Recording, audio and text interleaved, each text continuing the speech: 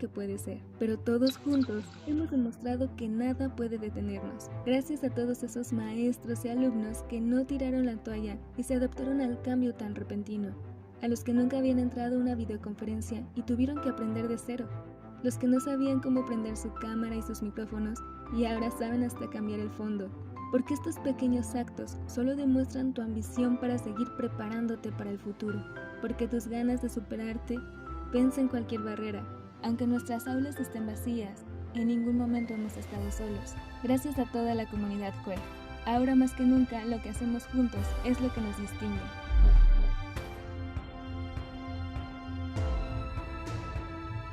Nadia, Continúa creciendo con nosotros con nuestros diplomados 100% en línea. Únete a los más de 2.000 alumnos que han continuado preparándose profesionalmente con nuestros diplomados en línea. Aprende. hola, ¿qué tal? Muy buenas noches, que estaba viendo el tema de micrófonos, veo que algunos tienen el audio puesto, digo, no me incomoda, pero bueno, por tema de privacidad inclusive de ustedes, pues les pediría tengan cuidado con sus micrófonos, el audio está hablando ahorita con el administrador para ver si se puede arreglar este tema, pero tengan, sobre todo por el tema de ustedes, ¿no? No, a mí no tendría ningún problema por el tema de privacidad de ustedes, ¿no? Y veo aquí un gran amigo, el doctor, ya querido doctor José Jesús Manuel, ¿cómo estás? ¿Cuántos- Ahora sí tienes tu audio apagado, amigo. Bien, maestro José Antonio, a tus órdenes. Gracias a No, pues Dios, bien. Aquí, mira, me qué interesa mucho gusto, esta cátedra que van a implementar el día de hoy. qué gusto verte, querido doctor. Aquí el doctor de aquí, recién calientito del CUEG, del Centro Universitario, un gran compañero, que por supuesto ya tiene un gran camino en el litigio, lo que representa un mayor reto hablar de amparo, gente que ya litiga. No sé, en este tipo de charlas, no tenemos la oportunidad de preguntar a todos los asistentes, desde luego, eh, cuál es su formación, cuál es su área de conocimiento, su expertise, porque no acabaríamos. Nos llevaríamos las 2 horas. Por tanto, la charla está pensada como un ABC del juicio de amparo. Es un curso básico, una plática. De hecho, no tomémoslo como curso, tomémoslo como una plática del juicio de amparo, en la cual yo les pediría que si tuviera alguna inquietud, alguna duda, pues la externen. Pueden en el chat, hay una función ahí para levantar la mano. Podemos, inclusive si sobre la marcha van surgiendo algunas inquietudes, levanten la mano, pongan en el chat y no importa, lo vamos retroalimentando. Esa es la idea, que sea dinámica esta plática del juicio de amparo. Les digo, no sé, podamos tener gente ya con mucha experiencia, otros no, entonces vamos a hacerlo uniforme esta charla. ¿De qué se va a tratar? Desafortunadamente el doctor Juan Ravindrana, por un compromiso profesional, temas de tiempo, no nos va a poder acompañar. Probablemente se llegue a conectar más tarde, pero no lo sé. Miren, lo que vamos a hablar hoy es derechos humanos y amparo en materia administrativa, que es el tema del libro. El tema del libro que tengo en coautoría con el doctor Juan Ravindrana Cisneros, Derechos Humanos y Amparo en Materia Administrativa, y así se llama el libro porque es el nombre del diplomado que impartimos también en el centro universitario, que consta de 6 sesiones en donde es virtual, digo, en plataforma, la gente se conecta en plataforma. Los lunes nos conectamos en forma presencial para resolver cualquier inquietud de los temas de la semana, y además volvemos a tratar los temas que se vieron la semana pasada. Ese es el tema del diplomado, y es lo que les voy a explicar ahorita. ¿Cuál es el contenido del libro? ¿Qué explicamos en el diplomado? Para que tengan un primer acercamiento. Y voy a empezar diciendo, ¿qué es el juicio de amparo? Todos escuchamos del juicio de amparo. En medios de comunicación nos traen, concedieron el amparo a una menor de edad para vacuna. Le concedieron el amparo a Lozoya. Y también mala información, ¿eh? Porque a veces nos hablan de que concedieron el amparo cuando no hay amparo, hay una suspensión del acto, ¿no? Pero bueno, el tema es que escuchamos en forma frecuente el juicio de amparo. Y también quiero decirles, ahorita que veo algunas camaritas, varias camaritas, los que tengan la oportunidad de poner su cámara, se los voy a agradecer muchísimo, porque es una forma de conocerlos, que ustedes me conozcan, que podamos interactuar, sobre todo en esta cotidianidad donde andamos por la calle con cubrebocas, en las oficinas con cubrebocas. Esta es una gran oportunidad de podernos ver, ¿no? De podernos conocer y que entre ustedes también se conozcan, ¿no? Les agradezco muchísimo la cámara y no hay problema, como platico yo en las clases. Si les llevan la quesadilla, el café, se atraviesa el papá, la mamá, no se preocupen. Estamos en una charla entre amigos, ¿no? Bueno, entonces, ¿qué es el juicio de amparo? Las características las van a advertir de esta definición que yo les voy a dar, pero en términos lisos y llanas es un medio de protección, ¿no? Pero yo les voy a decir que es un medio extraordinario de defensa. Subrayamos extraordinario y subrayamos de defensa, que procede en contra de normas generales, ¿sí? Actos u omisiones de la autoridad. Otro tema muy importante, que violen derechos humanos, relevante, igual con negrita, subrayado, derechos humanos contenidos en la Constitución y en tratados internacionales, también tema relevante. Si ustedes se dan cuenta, con esta definición que yo les estoy dando del juicio de amparo, ¿qué hablamos? Hablamos de derechos humanos. Hablamos de derechos humanos que va a ser el objeto de protección, el objeto de estudio del juicio de amparo. De ahí la importancia de hablar en el libro y en el diplomado de los derechos humanos. Podemos conocer el trámite, que es complejo, pero podemos conocer el trámite del juicio de amparo, pero la parte sustantiva, la parte toral del juicio de amparo van a ser nuestros conceptos de violación. Y en los conceptos de violación es donde vamos a demostrar por qué el acto reclamado está violando nuestros derechos humanos. Para muchos, los de mi generación principalmente, sabrán que este tema tuvo un gran cambio en el 2011, porque antes hablamos de juicio de amparo como garantías individuales. Todavía los libros de los doctrinarios de aquella época dicen de las garantías individuales. El juicio de amparo procede en contra de violación a garantías individuales.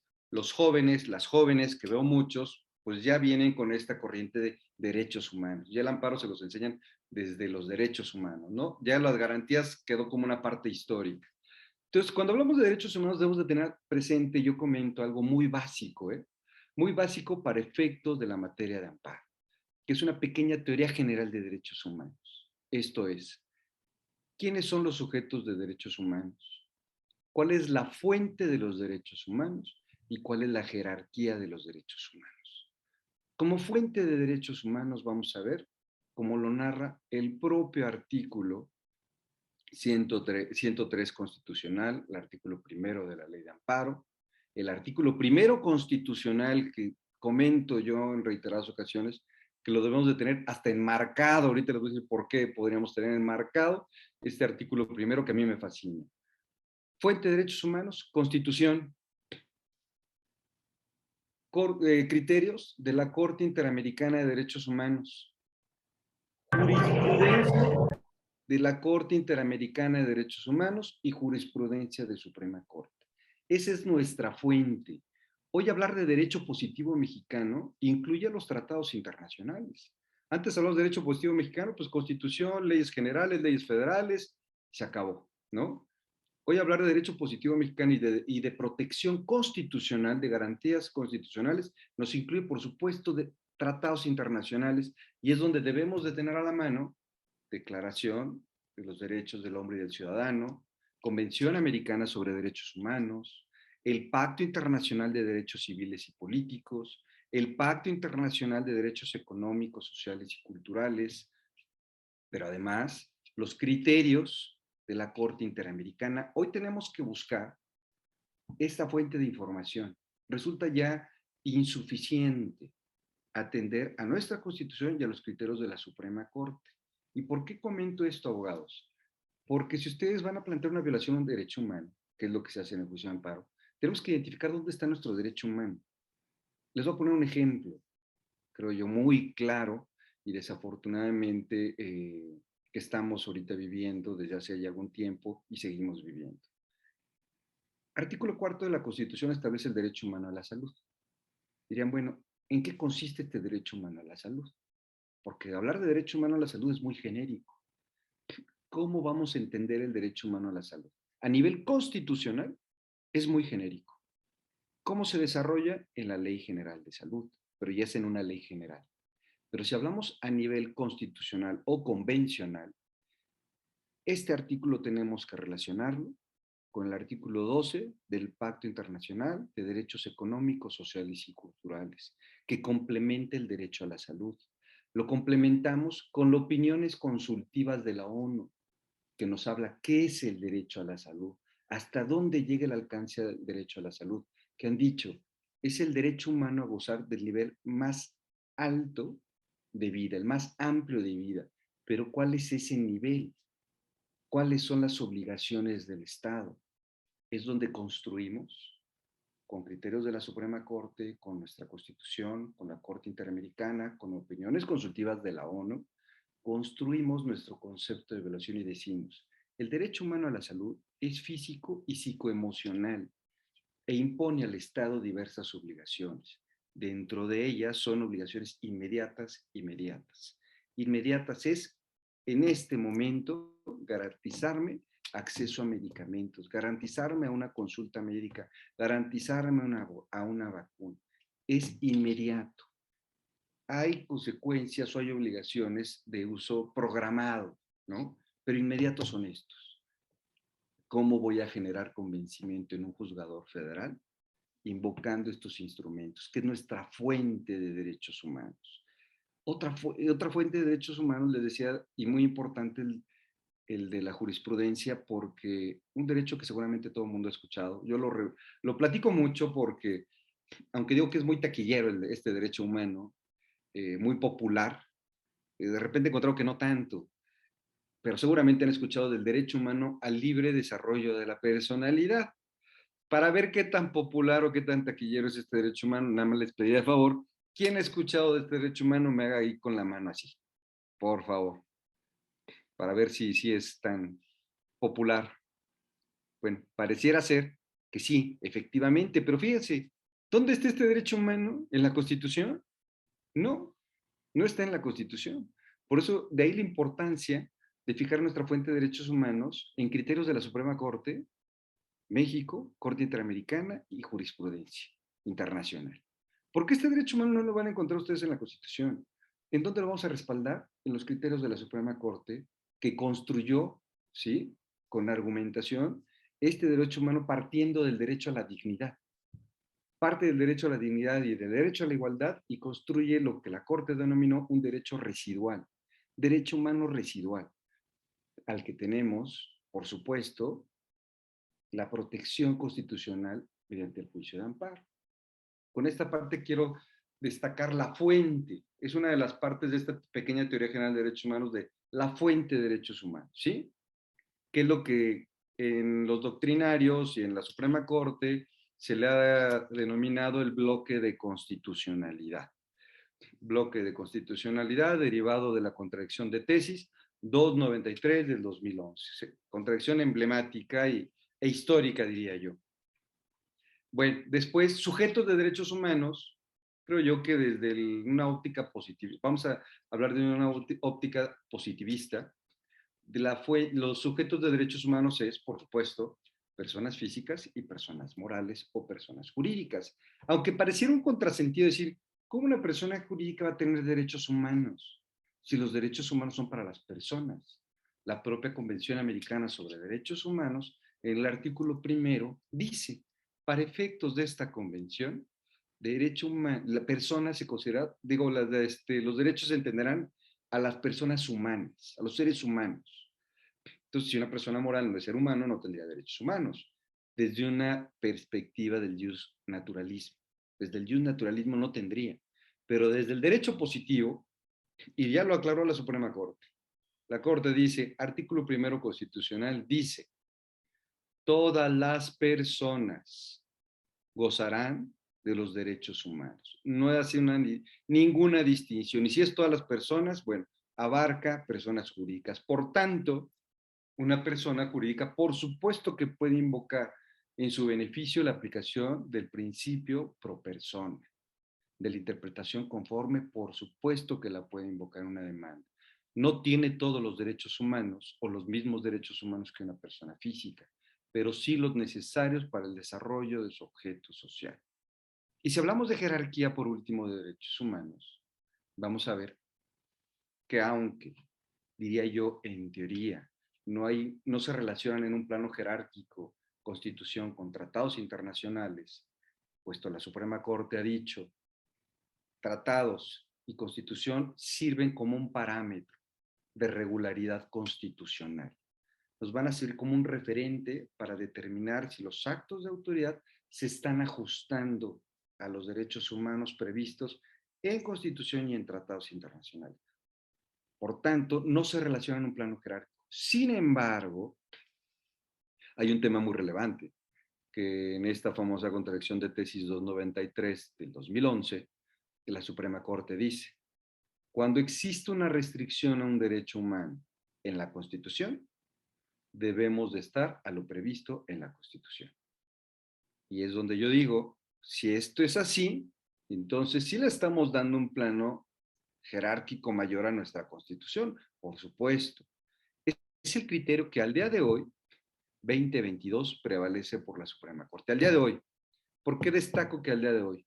Porque yo espero, si no este año, próximamente, 23, 24, pero acuérdense de mí, yo espero que este criterio sea replanteado por la Suprema Corte, porque este criterio no lo comparte, por supuesto, el ministro en retiro Cosío y muchos doctrinarios. Yo, sin ostentarme como doctrinario, tampoco lo comparto. ¿Por qué razón? Fíjense, dice la Corte, si existe restricción a un derecho humano en la Constitución y el tratado internacional no lo restringe, debe de estar a lo previsto en la Constitución. La pregunta es, oye, si ya el constituyente determinó que los tratados internacionales forman parte de nuestra Constitución y si lo que pretendemos dar una interpretación pro persona que maximice un derecho humano, ¿por qué no interpretarlos en forma armónica? Y si el tratado no restringe este derecho humano, ¿por qué no me aplicas el tratado? Finalmente, el tratado, tu Estado lo signaste. Tú te comprometiste en el sistema interamericano y en el sistema universal a respetar estos tratados y lo estás incorporando a la Constitución. No es válida esta restricción. Y esto, les digo, se ha tratado mucho en la academia. Yo espero que la Suprema Corte reflexione este criterio porque no abona a este tema garantista de derechos humanos. Hablando de derechos humanos y partiendo de este artículo primero constitucional, que para mí es pilar de aplicación, interpretación de derechos humanos, porque de ahí extraemos el bloque de constitucional, bien, primer párrafo. ¿Qué más extraemos del artículo primero? Cuando dice todas las autoridades, todas, subrayen, todas las autoridades están obligadas a promover, respetar, proteger y garantizar los derechos humanos. Todas las autoridades. Y también están obligadas a reparar las violaciones. ¿Qué más dice este artículo primero constitucional? Establece la interpretación conforme y el principio pro persona. Las normas se deberán de interpretar conforme a la Constitución. Esta interpretación conforme son temas que nos dan para mucho, pero voy a tratar de abreviarlos. Pero son la base, fíjense, son la base del juicio de amparo en la parte sustantiva. Y también son base para el control difuso del que voy a tratar muy rápido. Dice, todas las autoridades están obligadas en el ámbito de su competencia a promover, respetar y garantizar derechos humanos. Se deberá hacer una interpretación conforme, que es una metodología para analizar la restricción de derechos humanos, partiendo de una presunción de constitucionalidad y el que seguramente todos han escuchado, el principio de pro homine. ¿Qué pasa con esto de todas las autoridades? Si ustedes litigan, sabrán del juicio de amparo indirecto y amparo directo. El amparo directo, nada más un pequeño acercamiento, es la parte final de un juicio contencioso administrativo. Piensen ustedes que van a impugnar un crédito fiscal y este crédito fiscal lo van a impugnar ante el Tribunal Federal de Justicia Administrativa, su resolución impugnada. No estamos todavía en sede del Poder Judicial de la Federación. Sin embargo, derivado de este artículo primero constitucional, relacionándolo con el 133 constitucional, al día de hoy ustedes pueden plantear al Tribunal Federal de Justicia Administrativa pueden plantear al juzgado quinto civil, al juzgado quinto penal, al juzgado de arrendamiento, a cualquier instancia, al Tribunal Superior Agrario, a cualquier instancia, tribunal contencioso de alguna entidad, pueden plantear temas de constitucionalidad, que es lo que hoy conocemos como un control difuso. ¿Qué es el control difuso? Antes de las reformas del 2011, antes del famosísimo, yo todavía, si es famoso, yo lo sigo todavía difundiendo más, el asunto varios 912 del 2010 de Rosendo Radilla, porque con motivo de esto la Corte dijo, tenemos un control mixto, concentrado y difuso. El difuso es, pueden plantear a cualquier tribunal tema de constitucionalidad. ¿Cuál es la diferencia entre el difuso y el concentrado? Que yo, magistrado de la sexta sala, si considero que un artículo es contrario a la Constitución, no lo voy a aplicar. Esto no se podía hacer antes de la reforma, porque los planteamientos de constitucionalidad únicamente se hacían mediante juicio de amparo, no en instancias ordinarias, no en tribunales contenciosos administrativos, no en juzgados civiles, ni nada de esto. Para esto nos sirve este artículo primero constitucional. Todas las autoridades están obligadas, ¿sí? Último párrafo, categorías sospechosas. Algunos han escuchado este término, categorías sospechosas, que se refiere a que nadie puede ser discriminado. Nadie, fíjense, así dice el artículo. Está prohibida la discriminación por motivos, estado civil, sexo, preferencias sexuales, religión, y dice una parte, concluye este último párrafo del artículo primero, y cualquier otra distinción que atente contra la dignidad humana. Y la dignidad humana es la parte fundamental de los derechos humanos. A no ser, dicen, a no ser tratado como cosa, dice, evitar la cosificación, con respeto debe ser tratado cualquier persona. Si hay alguna distinción en el trato, incluyendo el trato de la norma, se sospecha que la norma es inconstitucional. Por eso hablamos de categorías sospechosas. Se sospecha que es inconstitucional, ahora vamos a verificar si lo es o no lo es. Esta es una parte general muy importante de los derechos humanos. Vamos a ponerlo en contexto, fíjense. Vamos a contextualizarlo. Y aquí vamos a entrar del amparo. Amparo indirecto y amparo directo. Me voy a centrar ahorita en el amparo indirecto, que es muy técnico, que a su vez lo divide en dos, ¿no? Lo divido el amparo indirecto en un amparo, diría, muy amigable, que se refiere a los actos del artículo 15 de la Ley de Amparo, ataque a la libertad personal fuera de procedimiento judicial, deportación, destierro, incomunicación, cualquiera de los prohibidos por el artículo 22 de la Constitución. Es un amparo con un trato amigable, sin tanto formalismo, ¿sí? Los del artículo 15 de la Ley de Amparo en relación con el 22 constitucional. El otro amparo indirecto, que es la procedencia que prevé el artículo 107 de nuestra ley, es el altamente técnico y complejo. Y aquí les digo, ustedes tienen su ley de amparo, resulta insuficiente, ¿eh? Para litigar el amparo, la ley de amparo es insuficiente. Necesitamos ley de amparo, necesito mi constitución, necesito acuerdos generales de la Suprema Corte, acuerdos generales del Consejo de la Judicatura y, por supuesto, en mi pantalla el semanario judicial de la Federación para ver qué está diciendo la Suprema Corte. Y les pongo un ejemplo. Fíjense. La ley del ISSSTE, el artículo igual no es el 155, pero para efectos del ejemplo voy a plantearlo como el artículo 155. Establecía, para tener derecho a pensión por viudez, la mujer, ¿qué tenía que acreditar? Uno, precisamente el vínculo con el trabajador, es decir, su acta de matrimonio y el acta de defunción.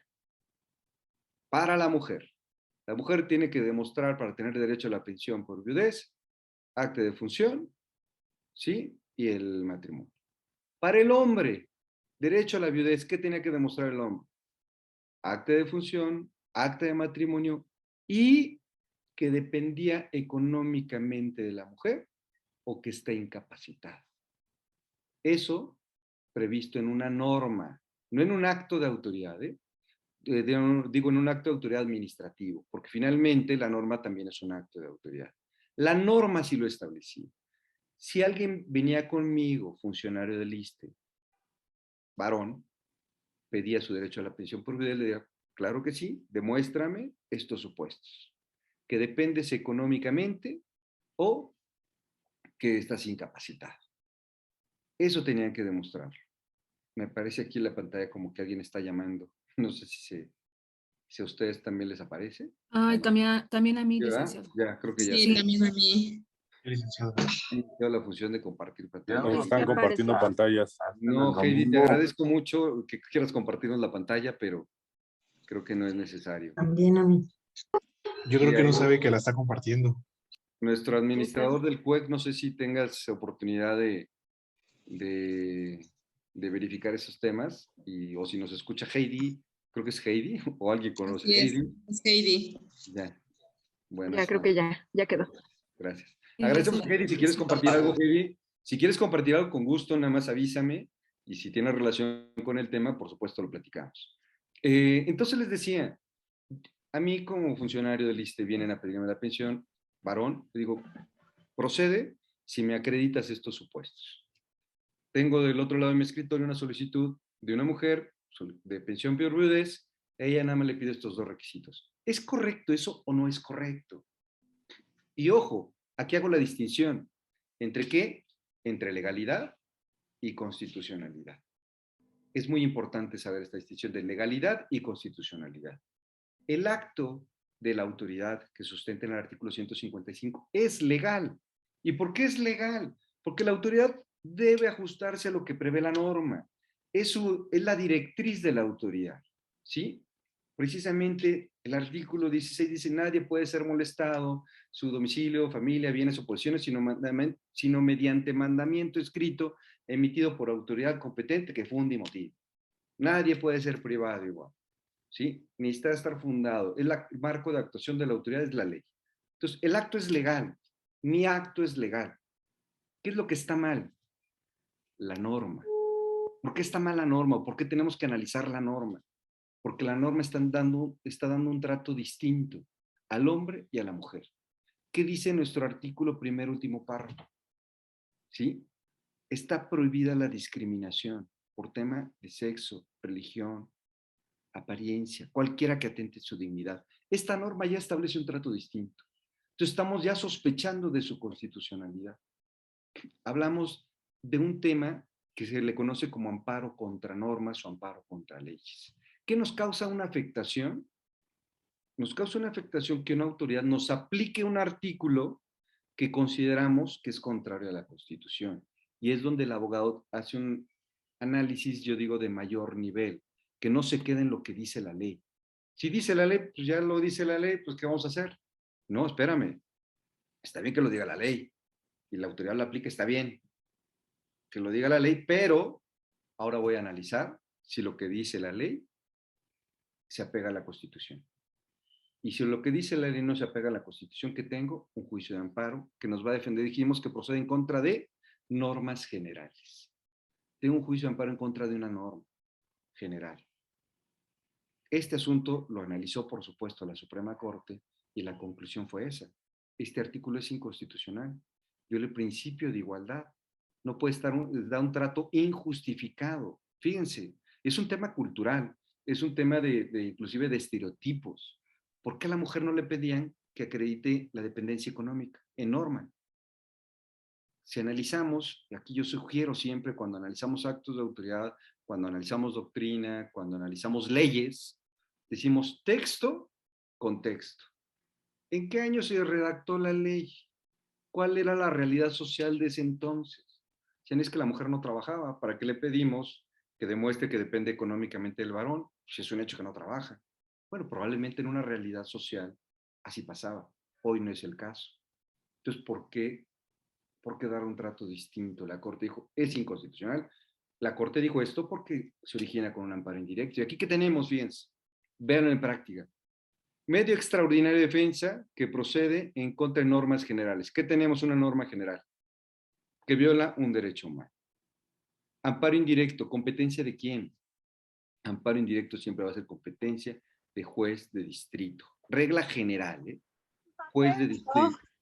Juez de distrito porque también podría conocer un tribunal unitario. Hoy todavía existen, ¿eh? Podrían decirme alguien, es que ya hubo reforma constitucional en marzo y en ley de amparo en junio, ley orgánica, donde ya va a desaparecer los tribunales unitarios. Sí, hay una vacatio legis todavía, donde van a estar los tribunales colegiados de apelación, pero hoy todavía tenemos tribunales unitarios. ¿Quién conoce? Un juez de distrito. ¿Para qué nos puede servir el amparo? Este es un ejemplo también, me encanta, me puede servir. Ustedes van y solicitan a una autoridad administrativa la expedición de copias certificadas. Autoridad, necesito que me expidas copias certificadas de mi expediente administrativo.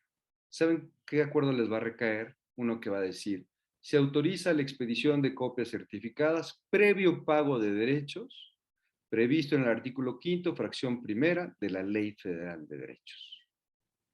¿Qué está haciendo la autoridad? Yo que emito el acuerdo, estoy emitiendo un acuerdo legal. Me estoy apoyando en lo que dice la norma.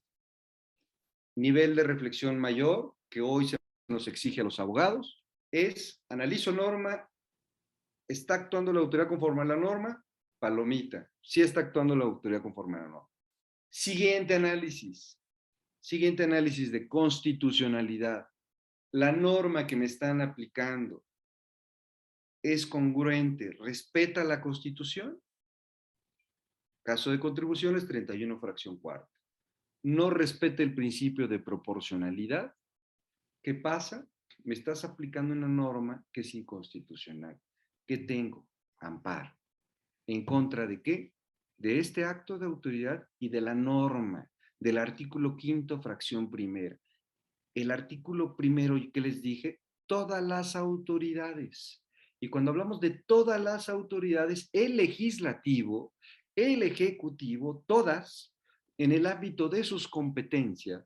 ¿Cuál es la competencia del legislativo? Pues expedir leyes. Sus leyes deben de respetar derechos humanos. Los reglamentos deben de respetar derechos. Y si no es el caso, ¿qué tengo? Juicio de amparo. Es una de las, yo comento que es una de los tres mosqueteros de las garantías jurisdiccionales de protección de la Constitución. ¿Cuáles son estos tres mosqueteros? Acciones de inconstitucionalidad, controversias constitucionales y juicio de amparo. ¿Cuál es el que está a nuestro alcance? El juicio de amparo, por supuesto. Es el que está a nuestro alcance para defender derechos humanos. Acabo de ponerles ejemplo de derechos, que ya inclusive, esto se los doy como un tip, les puede servir. El artículo 5º, fracción primera de la Ley Federal de Derechos ha sido declarada inconstitucional por la Suprema Corte. Pero aunque ha sido declarado inconstitucional por la Suprema Corte por violar principio de proporcionalidad, el artículo está vigente. Y van a seguir años y va a seguir estando vigente. Y alguien podría decirme, oiga, pero si ya lo declaró inconstitucional la Corte, ¿por qué está vigente? Bueno, porque si bien es cierto que en el 2011 se le da facultades a la Suprema Corte para emitir declaratorias generales de inconstitucionalidad, también lo es que esta declaratoria general no incluyó a temas tributarios. Entonces, aunque una norma de carácter fiscal es inconstitucional, no van a llegar nunca a emitir una declaratoria general de inconstitucionalidad. De aquí pueden ir viendo ustedes lo práctico, lo útil del juicio de amparo, y vamos bajando un tema a lo mejor también que van a entender muy claro todos ustedes. ¿Qué más, para qué más nos puede servir el juicio de amparo? Fíjense, y este me encanta, ¿eh? Tenemos en el derecho de petición, artículo 8º constitucional. Tenemos el derecho a formular una petición en forma respetuosa a la autoridad y la autoridad la obligación de contestarnos. Artículo 8º. Ustedes presentan a una autoridad una petición. Quieren saber algún tema de alguna autoridad. Secretaría de Salud, quiero que me informes cómo están las vacunas. Contraloría, quiero que me informes cuántas denuncias se han recibido por tal ilícito. Cualquier petición, ustedes tienen ese derecho constitucional. Y les digo, ¿qué pasa en la práctica? Por eso me encanta el ejemplo. No sé si haya entre nosotros alguna autoridad responsable, porque también me gusta verlo desde el enfoque de la autoridad responsable. El amparo lo vemos desde el enfoque de quejoso, enfoque de juez y enfoque de autoridad responsable y en algunos casos de tercero interesado. Es decir, ¿qué pasa en la práctica? Presentan ustedes un escrito, pasan 3 meses y no les dan respuesta. Como un ciudadano, dirían, no conflictivo, porque a veces se confunde, Defender los derechos dice que es uno conflictivo, pero simplemente estoy defendiendo mis derechos. Bueno, un ciudadano va con la autoridad y dice, oiga, presenté una petición hace 3 meses y no me han dado respuesta. Ah, es que tenemos mucho trabajo, pero seguro en una semana le notifican su respuesta. Pasa un mes más, llevamos 4. Oiga, ¿qué pasó con mi respuesta? ¿No le han notificado? No me han notificado mi respuesta. Ya no va a tardar. 5 meses. Pues este gobernador dice, no, ya no voy a ir. ¿Qué hago? Juicio de amparo. ¿Qué tengo? Una omisión de una autoridad. Una omisión de una autoridad que está violando mi artículo 8º constitucional, mi derecho de petición. Voy a formular mi demanda de amparo siguiendo los supuestos del artículo 108. ¿Saben qué pasa? Llega la demanda de amparo ante la autoridad responsable. La autoridad responsable dice, acto reclamado, violación al artículo 8º, omisión de dar respuesta. Generalmente la autoridad manda a llamar al subalterno. Oye, ¿qué pasó con esta respuesta? No, pues es que esta le dan respuesta de inmediato. De inmediato quiero que le den respuesta. Lo que tardó 5 meses, en una semana, semana y media les están notificando la respuesta. ¿Por qué razón? Porque la autoridad cuando rinde un informe, que tiene que rendir un informe al juez, le va a decir, señor juez, ya se le dio respuesta, este juicio de amparo es improcedente. Ya cesaron los efectos del acto reclamado, que son causales de improcedencia. Ya se le dio respuesta, cesaron los efectos. ¿Qué obtuve yo como quejoso? Fíjense, lo que tardó 5 meses en que me dieran respuesta. Di una vuelta, me mandaron a otra vuelta al siguiente mes, llegó el amparo y como por arte de magia me dan respuesta. No debería, ojo, no debería de haber necesidad de promover el amparo para que me respeten mi derecho humano. Pero si no lo respetan, entonces promuevo el amparo y este es un ejemplo de que es altamente eficaz. Ahora, dicen, es que la respuesta me causa agravio. Ok, si la respuesta te causa agravio, tenemos un acto de autoridad distinto. Tú fuiste al amparo por una omisión. Esa omisión ya no existe. Ahora hay un acto de autoridad. ¿Qué puedes hacer, quejoso? Y aquí te explicamos. ¿Qué puedes hacer? Ampliar tu demanda de amparo. Obligado. Si quieres que se analice el contenido de esa respuesta, obligado a ampliar demanda de amparo. ¿Qué plazo tengo? Mis 15 días para ampliar la demanda de amparo y entonces el juez que va a analizar el contenido de esa respuesta. Esto parece muy sencillo, les digo. Muy, muy sencillo. Dicen, no, pues sí, el amparo. Pero bueno, ¿cuál es la metodología que sugerimos? Inclusive vamos explicando en el libro que les comento, hay cuadros donde se hacen las diferencias entre amparo indirecto, amparo directo, que desde un primer acercamiento les queda muy claro. Destacamos en lo que hay que tener cuidado, como por ejemplo en presentar recursos ante una autoridad distinta. Destacamos que hay que tener cuidado en la elaboración de una demanda y esto se los proporciono como una metodología que a mí me sirve mucho. Espero les pueda ser de utilidad. Para detectar la procedencia de un juicio de amparo, primero yo pongo mi acto de autoridad arriba. ¿Sí? Elaboro un esquema. Elaboro un esquema y en este esquema pongo los supuestos del artículo 107 de la ley de amparo. Yo lo divido en 3 niveles. Primer nivel, de la fracción primera a la tercera, de la cuarta a la sexta y de la séptima a la novena. Una vez que tengo mis 3 niveles, como título voy a poner mi acto reclamado. Ejemplo, omisión de dar respuesta a mi derecho de petición formulado a la Secretaría de Salud. Ya tengo mi acto reclamado. ¿Por qué hago esto? Porque tengo que distinguir la naturaleza del acto.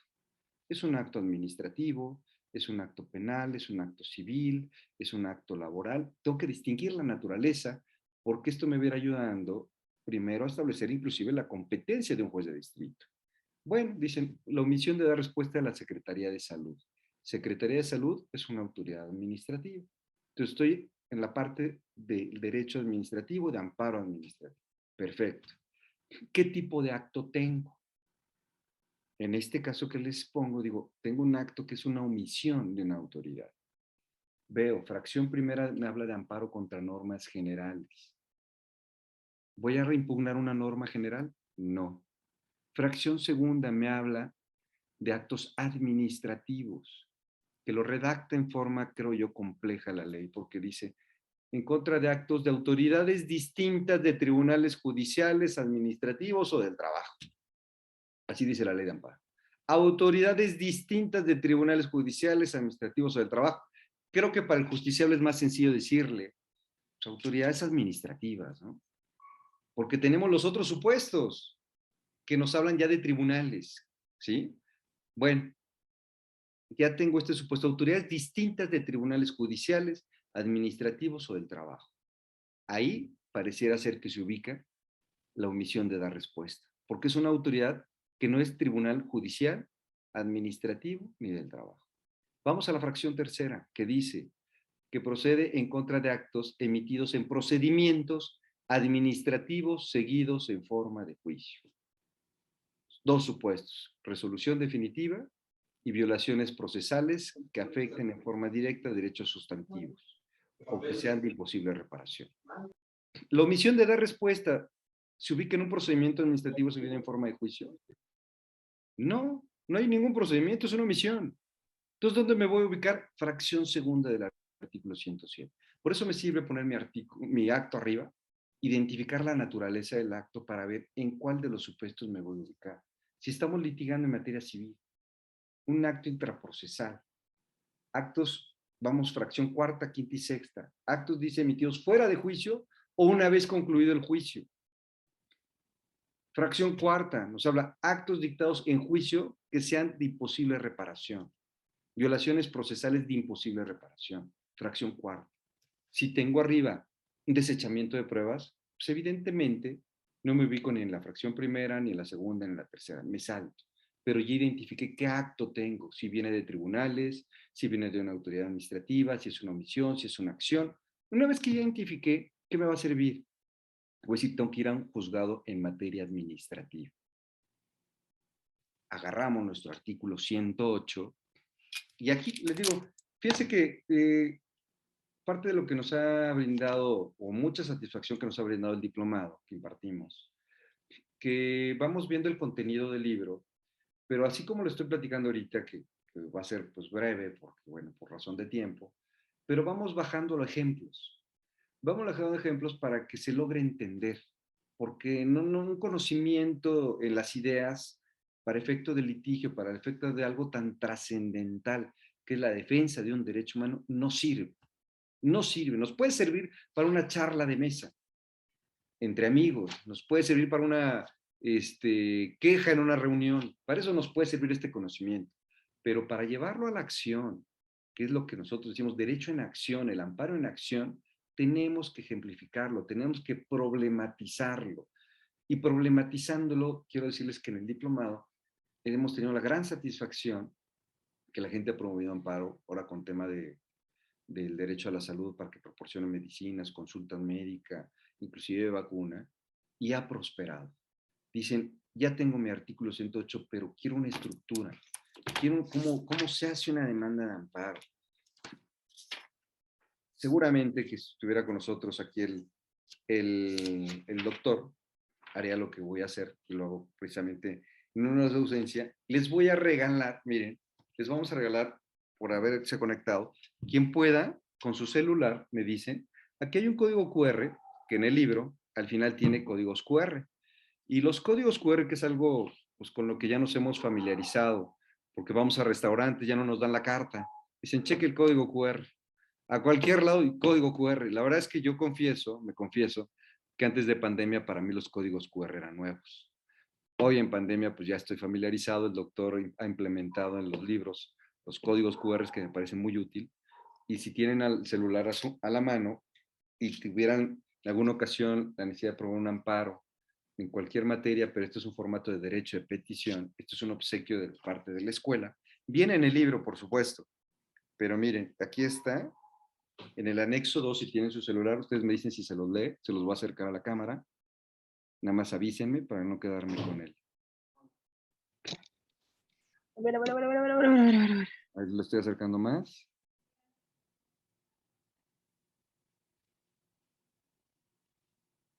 ¿Sí? Bueno, ya vi una manita que me puso que Profesor, sí. sí lo leyó. ¿Ya lo descargaron? Esta es una formata, Profesor, ¿sí? a mí mi teléfono no lee los códigos QR. Ah, qué caray. Bueno, entonces vas a necesitar el libro. Yo creo que sí. No, Sería tan amable de volverlo a este, colocar, con gusto. licenciado, por favor, si Este es es un tan obsequio amable. por la verdad, ver la nutrida asistencia al diplomado, a las cámaras, les agradezco. Además, Maestro, perdón.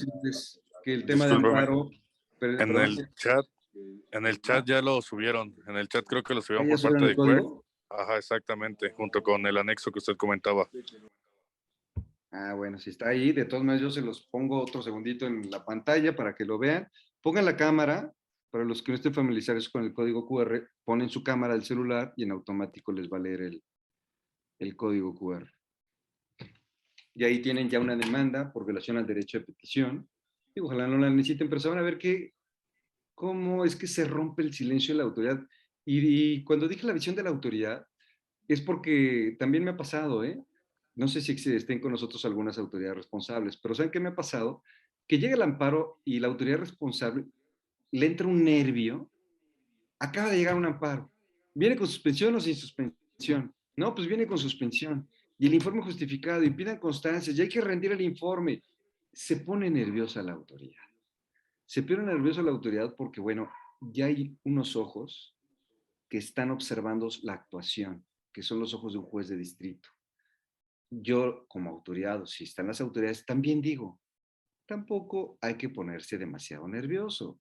Si cometiste una violación por tu acto de autoridad, pues lo que vas a tener es que reparar la violación. Seguramente le van a conceder la protección constitucional quejoso, vas a tener que emitir un nuevo acto. Si no has dado respuesta a la petición, pues ¿qué esperas? Dale respuesta a la petición y no pasa nada.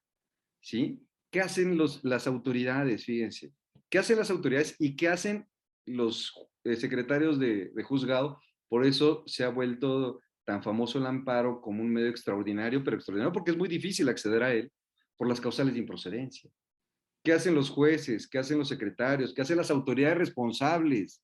Dicen, voy a analizar con lupa tu amparo, a ver si te puedo ubicar en una de las causales de improcedencia, el artículo 61, y te desecho o te declaro improcedente tu amparo. Entonces tenemos que lidiar con causales de improcedencia, pero bueno, estoy viendo a mi querido amigo Jesús Manuel que, bueno, hay varias manitas levantadas, no tengo el orden, pero vamos, una vez previo a que vaya avanzando el curso, les voy a obsequiar otro tema del libro, de código QR, y seguramente, aunque no recibí instrucción al respecto, pero quien desee inscribirse al diplomado, si menciona que estuvo en la charla, seguramente le van a hacer algún descuento. Vemos todos los temas, les digo, nociones generales, amparo indirecto, amparo directo, recurso de revisión, pero sobre todo lo que no dice, sé que nos interesa mucho destacar, y ahorita les voy a poner otro ejemplo, nos interesa mucho destacar lo que no dice la ley, o lo que lo dice en forma deficiente, porque decirles, no nos podemos ir con la finta de la ley, porque no nos alcanza. ¿Qué es lo que no dice la ley? ¿Cuáles son los temas en los que hay que tener cuidado? Tomar una hoja de papel y a ver, ya se amparo, ok, agarra tu papel, ahí te ve el ejemplo. Tienes esta resolución, identifícame procedencia. Agarra el papel, ahora sí que sin miedo vamos a agarrar nuestra computadora y de una vez, ¿a quién dirigimos la demanda? ¿Cómo la dirigimos? ¿Qué le ponemos en proemio? ¿Qué le ponemos del artículo 107, del artículo 103? Y vámonos. Requisitos de la demanda de amparo. Ojo también, perdón amigo, ahorita te doy la palabra, Jesús. Ojo también, que lo veo muy seguido. Con mi demanda de amparo, estoy reclamando temas de derechos humanos, por tanto, me urge que acuerden su admisión. Quiero ayudarle al secretario, tengo que contribuir con el secretario de juez para que me admitan mi demanda y no se demora. ¿Cómo voy a contribuir? Voy a contribuir cumpliendo puntualmente con todos los requisitos. Y uno muy importante que a muchos se les va desafortunadamente, copias de traslado. Dicen, eso está muy fácil, pues copias de traslado para todas las partes. Veo en mi demanda, tengo 5 autoridades responsables, no tengo un tercero interesado, 5 copias, mi suspensión, si quiero suspensión, 2 copias más. ¿Ya lo checaste? Sí, 5 autoridades, 5 copias. 2 para suspensión, 2 más. Ya está. ¿Qué creen? no lo dice en su demanda de amparo, porque cuando están redactando la demanda de amparo no lo dice. Y a muchos se les va la copia para el Ministerio Público, que también es parte. Entonces checan su demanda y dicen 5 autoridades, 2 suspensión, 7, ya lo hicimos. No te van a acordar, te van a prevenir por la copia del Ministerio Público. Es que queríamos ya que nos acordaran mañana, pues sí, pues. Pero si no es de los actos del artículo 15 de la ley de amparo, no te van a acordar y te van a prevenir por una copia. Por eso yo digo, ayudemos a que nuestro trámite sea más ágil. Esto no lo de... ¿Qué dice la ley de amparo? Dice copia de traslado para las partes, pero no nos dice, fíjense, la ley de amparo no nos dice, ojo, ojo, aunque tu demanda no aparece en el Ministerio Público, no se te olvide la copia para el Ministerio Público. Ojo, no, digo, también es complicado que el legislador lo dijera de esta forma, ¿no? Ya toca a nosotros y toca con la experiencia, pero en el libro sí les decimos, ojo, cuidado, no te vaya a pasar esto, porque suele suceder. Perdón, adelante, Jesús Manuel, querido doctor. Sí, gracias. Mira, efectivamente considero que estás en lo cierto. Lo que sí también me gustaría agregar un poquito al comentario sobre los actos administrativos. Habría que hacer una gran diferencia, porque efectivamente si son por omisiones, digamos en el escrito petitorio, sí, directamente, como es una violación directa a la Constitución y el octavo constitucional así lo manifiesta, sí es procedente el juicio de amparo por esa omisión. ¿Por qué? Porque el día de hoy, con las reformas que tuvo la ley del Tribunal de Justicia Administrativa, no contempla actos omisivos. Hay mucho ojo en el medio de defensa que vayamos a interponer. En lo que comentabas, en la respuesta que dan al informe de justificación que realiza la responsable en relación a un escrito petitorio, hay como técnica, tendríamos mucho cuidado en el momento que rinden el informe, porque si se advierte una autoridad distinta, como se acostumbra a veces echarle la bolita, que por eso no contesté el escrito, porque le corresponde a cierta autoridad, en el informe, al darnos vista, hay ocasiones que el juzgado de distrito te comenta o te manifiesta que si es tu deseo ampliar la demanda.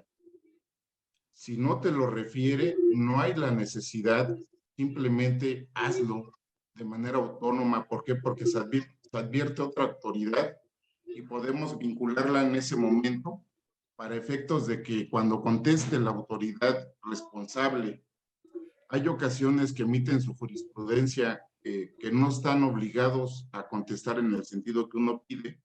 No es cierto, sí están obligados, y también hay una, no recuerdo si es jurisprudencia o tesis, pero sí están obligados a darte tu contestación relacionado a los hechos que tú estás pidiendo. Ahí sí es muy importante esa cuestión. Sería todo, mi querido José. Gracias. Sí, muchas gracias, doctor, por las precisiones.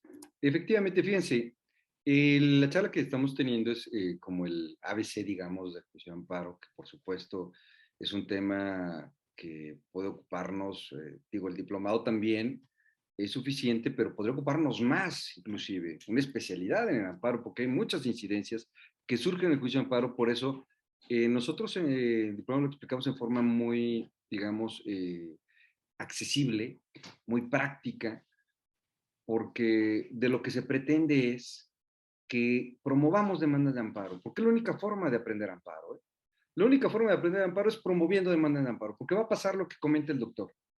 Van a surgir incidencias, y también aquí me dio la oportunidad de hacer esta precisión, fíjense. Ustedes presentan una demanda de amparo y con su demanda de amparo, el secretario de acuerdos tiene 20 demandas de amparo más, ¿sí? Que tiene que dictar un acuerdo de admisión, que tiene que dictar un acuerdo de suspensión si concede o niegue la suspensión. O sea, no es nuestra demanda de amparo. Del otro lado tenemos un secretario cargado de asunto, un oficial cargado de asunto. Entonces, dentro de estas incidencias que van a ocurrir en el juicio de amparo, nos pueden causar agravio.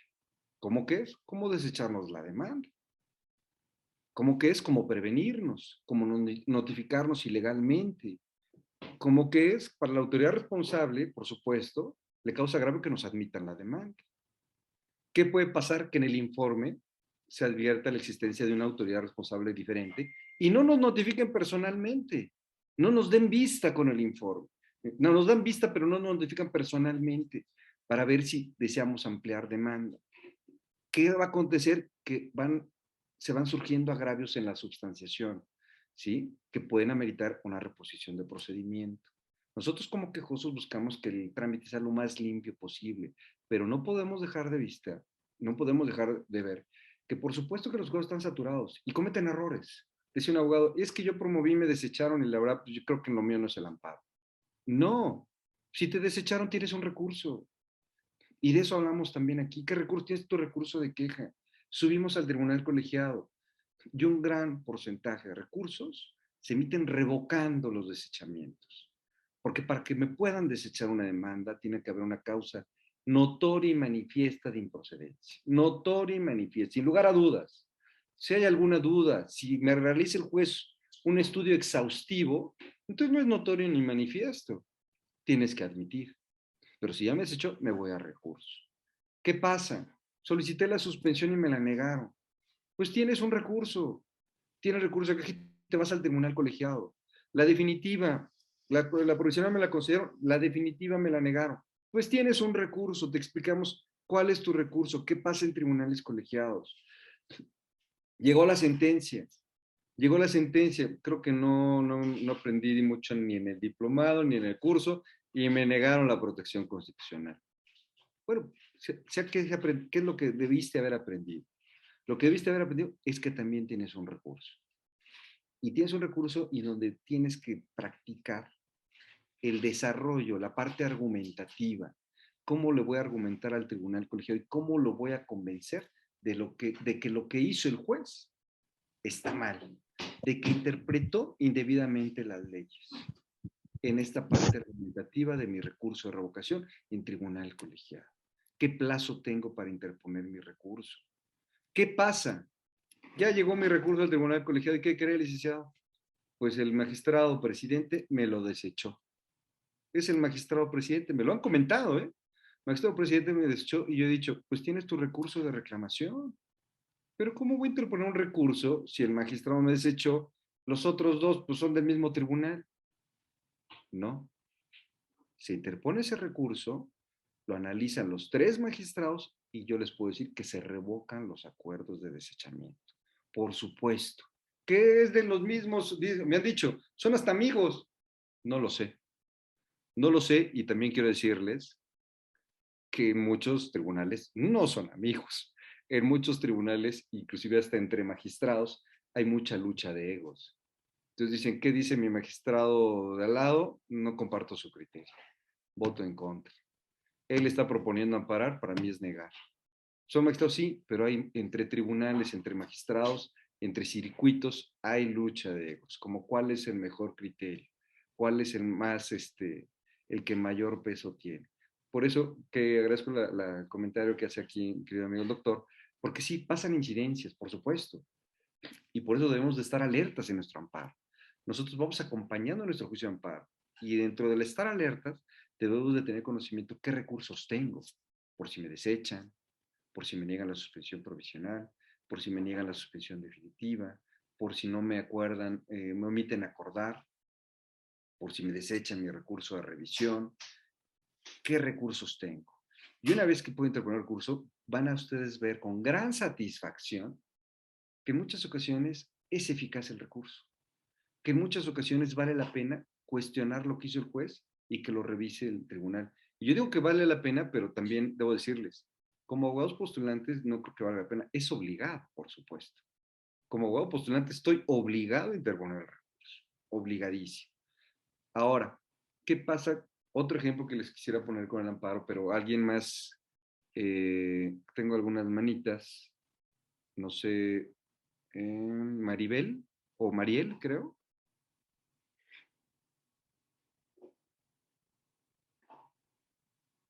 Bueno, Mariel o Fernando Islas, no sé si alguien quiere comentar algo, si no, quieren activar su micrófono, por favor. Comentarios al final, abogado. Ok, perfecto. De todos modos, yo no tengo problema, ¿eh? Si alguien quiere comentar sobre la marcha, adelante. Bueno, otro ejemplo que les quiero poner, fíjense, dentro del amparo yo le llamo la cerecita del pastel. ¿Cuál es la cerecita del pastel? Para mí la cerecita del pastel es la suspensión del acto reclamado. ¿Qué estoy cuestionando? Una violación de derechos humanos. Ese es mi acto reclamado. Violación de derechos humanos. ¿Cuál? Derecho a la salud. ¿Sí? Derecho a la salud, que no me están dando mi medicina. Es una omisión de la autoridad, pero es una violación. Esta omisión tiene una incidencia. ¿En qué? En mi salud, por supuesto. Y aquí en la parte de la suspensión hay un cambio radical de la visión que se tenía previa a las reformas del 2011 a después de reformas del 2011. Porque antes, para determinar si procedía o no procedía la suspensión, se analizaba tomando como referencia la naturaleza del acto reclamado. Si es un acto positivo, si es un acto negativo, si es un acto prohibitivo, un acto negativo con efectos positivos, y a partir de esta clasificación, los jueces se pronunciaban y decían, tu acto es negativo y por tanto no te puedo conceder la suspensión, porque de concederla estaría dando efectos restitutorios propios de la sentencia de amparo. Y es una leyenda utilizada por los jueces, que tristemente algunos todavía la utilizan, para mí totalmente inaplicable. Algunos todavía la utilizan, pero ya esta referencia a la naturaleza del acto por sí misma es insuficiente para analizar la suspensión. Lo que debemos de tomar en cuenta es más bien la naturaleza de la violación alegada. Eso es lo que tomamos en cuenta para determinar si procede o no negar la suspensión. Y el ejemplo clarísimo es, acto reclamado, la omisión de brindar medicinas a un paciente con cáncer. ¿Qué tipo de acto es? Es un acto negativo. ¿Qué podría decir el juez? Bueno, como se trata de un acto negativo o una omisión, no te puedo conceder la suspensión, porque de concederte la suspensión estoy dando efectos restitutorios. Y los efectos restitutorios son propios de la sentencia de amparo. Como ustedes saben, el objeto de una sentencia de amparo, cuando se concede la protección constitucional, es restituir al quejoso en el goce de los derechos violados. Ese es el objeto de la sentencia de amparo. Entonces el juez decía, si yo desde ahorita te restituyo, si le digo a la autoridad que te dé la medicina y te restituyo, ya estoy resolviendo el fondo, estoy dando efectos propios del fondo de la sentencia. Por tanto, la suspensión es improcedente. Eso ya no es así. Se modifica, inclusive la propia ley de amparo, su artículo 147 establece la posibilidad de dar efectos restitutorios. Dice, cuando sea material y jurídicamente posible, el juez podrá dar efectos restitutorios en la suspensión. Por eso han escuchado y seguirán escuchando, y ojalá todos los órganos jurisdiccionales así lo vean, que la suspensión se le ve como una tutela judicial anticipada. Se puede ver con estos efectos, tutela judicial anticipada. Te concedo la suspensión para que la autoridad te brinde las medicinas. No puedo dejar de actuar. Imagínense el derecho humano que está en juego. ¿Puede quedar sin materia de amparo? Es probable, pero ponemos en una balanza. ¿Qué tiene mayor importancia? Hay un caso también emblemático, me gusta mucho, de la suspensión en contra de una orden de lanzamiento ejecutado, fíjense. Orden de lanzamiento ejecutado. Tienen una orden de lanzamiento de un inmueble, un local comercial de personas indígenas. Se ejecuta, promueven el amparo, fíjense, promueven el amparo, les niegan la suspensión, y como les niegan la suspensión, ejecutan la orden y los lanzan. Se van a recurso. Y en recurso dicen, no, procede conceder la suspensión. ¿Qué efecto tuvo la concesión de la suspensión? Me lo regresas al local comercial. O efectos restitutorios, porque también es importante saber que si el colegiado revoca una negativa, la concesión del colegiado va a tener efectos desde el momento en que se solicitó, ¿sí? Desde antes que se interpusiera inclusive el recurso. Y aquí tenemos de tener presente esto, que para la concesión de suspensión vamos a analizar, y es lo que sugerimos, siempre sugerimos temas que faciliten, le hagan la vida fácil al litigante y en consecuencia al juzgador le impongan cierta metodología que le complique tomar una decisión distinta a nuestros intereses. ¿Qué hacemos en suspensión? Apartado especial de suspensión. Como si Yo lo veo como si fuera una pequeña demanda, ¿sí? Un apartado especial de suspensión. Y en este apartado especial de suspensión le voy a decir al juez, mira, cumplo con todos los requisitos, ¿sí? ¿Cuáles son los requisitos? Artículo 107 constitucional, fracción 10, artículo 138 de la ley de amparo. Te voy a demostrar. Petición del quejoso, estoy solicitando la suspensión y esta petición del quejoso te la acompaño y te la demuestro con mi interés suspensional. ¿Cómo demuestro mi interés suspensional? Presentando, pensemos, les voy a poner un ejemplo de una orden de clausura, presento mi licencia de funcionamiento. Tengo un interés suspensión. Primero. Dos, la medida cautelar no es constitutiva de derechos, porque eso no puede ser una suspensión, constituir un derecho. Te voy a aclarar al juez. La medida cautelar no me va a constituir ningún derecho porque el derecho ya lo tengo. Te lo acredito con mi licencia de funcionamiento. Yo ya tengo un derecho. Entonces no me va a constituir ningún derecho. Tres, la medida cautelar no viola disposiciones de orden público ni el interés social. ¿Qué son disposiciones de orden público y el interés social? Señor juez, ya la Corte interpretó en forma abundante que interés social y orden público para efectos de suspensión se va a entender que no se cause una afectación a la colectividad con la medida cautelar o no se le prive de un derecho con esta medida cautelar. En el caso, no se causa esta afectación porque si me concedes la protección constitucional, vas a permitir que opere mi establecimiento mercantil de alimentos y bebidas. No causa ninguna afectación a la colectividad, por tanto, no hay afectación al interés público ni al orden social. ¿Sí? ¿Qué más? Certeza del acto. La Suprema Corte ya determinó que la manifestación bajo protesta, es decir, ¿verdad?, en el momento de la presentación de la demanda, es suficiente para tener por cierto el acto.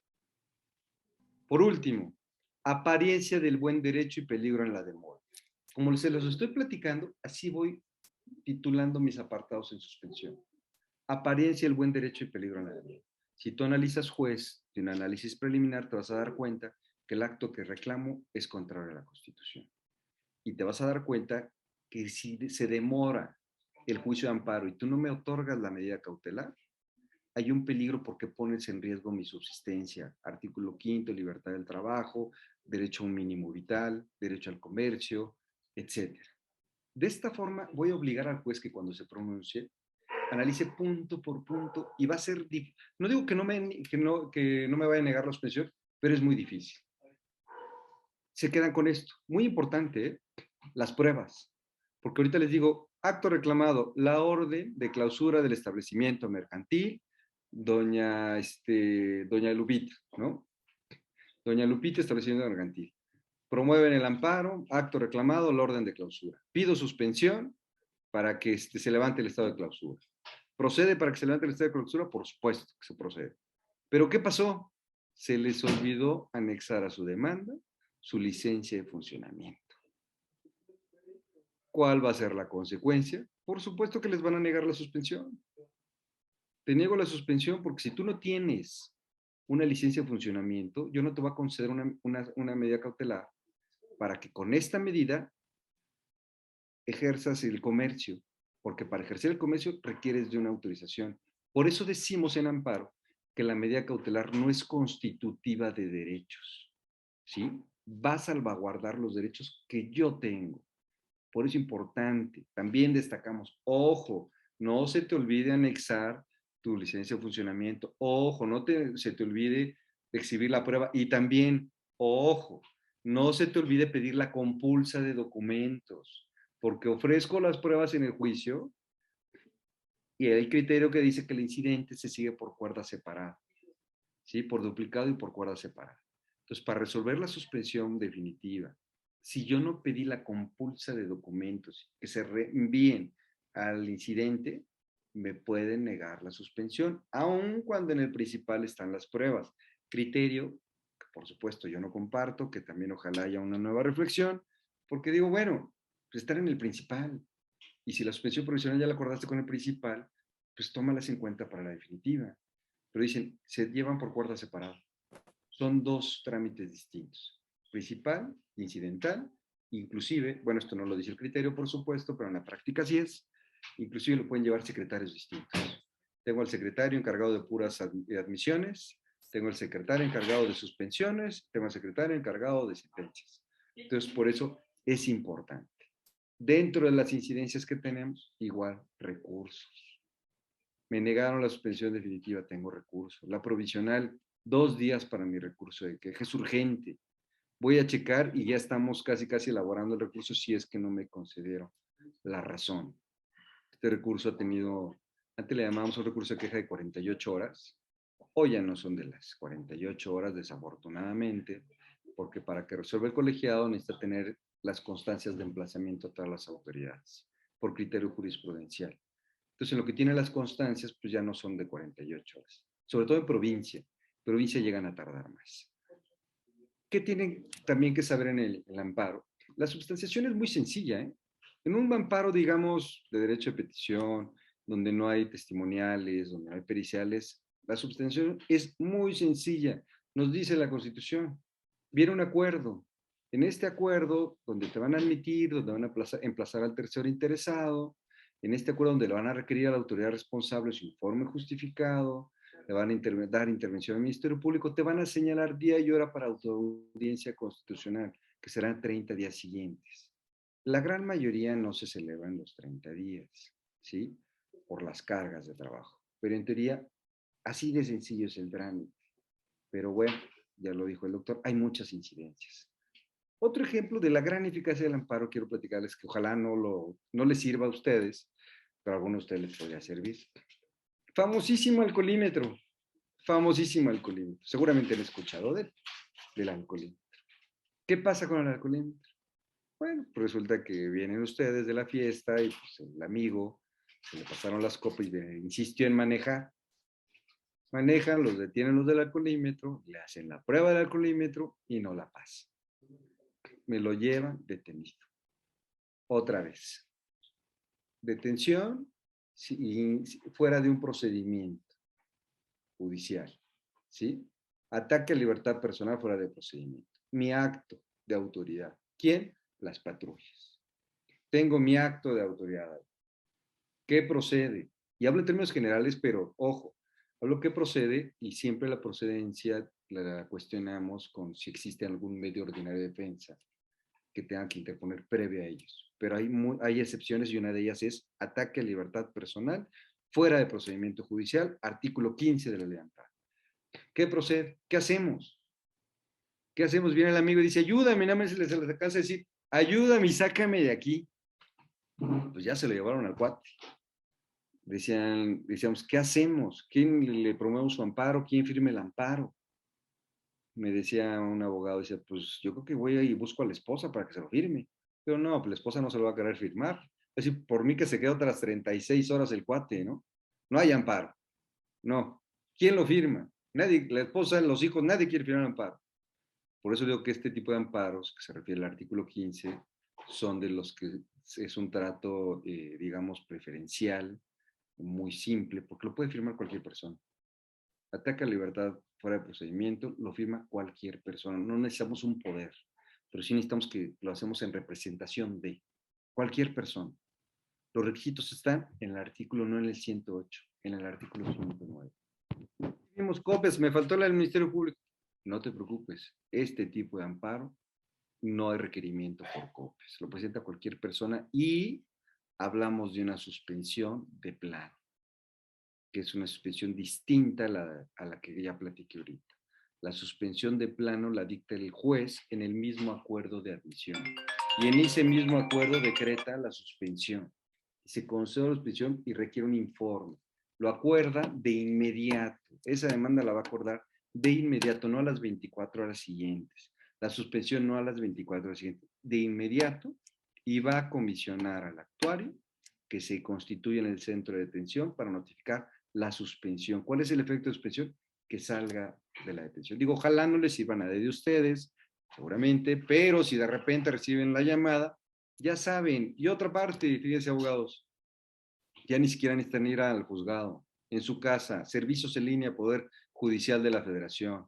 En el celular, servicios en línea, Poder Judicial de la Federación. Y ahí dice actos del artículo 15 de la Ley de Amparo. actos del artículo 15 de la ley de amparo. En otras charlas, en otros talleres hemos hecho este ejercicio que pareciera sencillo, pero hay que hacerlo, porque ahí nos va llegando el sistema. Desde ahí, ustedes les dan enviar, está presentada su demanda. Está presentada la demanda, los secretarios tienen un sistema en donde les llegan las alertas. Si demanda nueva, tienen que bajar la demanda. Y esto procede, digo, en el artículo 15, que es algo urgente y en la casa lo hago, pero también les voy a decir que en un juicio tradicional también se evitan prevenciones de copias y lo promueven en línea. Nada más que ahí sí necesitan la firma electrónica o la firma del Poder Judicial de la Federación para poder acceder al juicio de amparo tradicional. El que es por este tipo de actos no necesitan firma electrónica, no lo requiere el sistema. Y también, otro ejemplo que pasaba ya en Morelos, fíjense, creo que ya no pasa, estoy hablando de hace más de 10 años, seguramente en ningún estado ha de pasar, ¿no? Pero si llegan a saber, de repente llegan y dicen, oye, se llevaron a mi hijo. ¿Quién se lo llevó? Es una patrulla.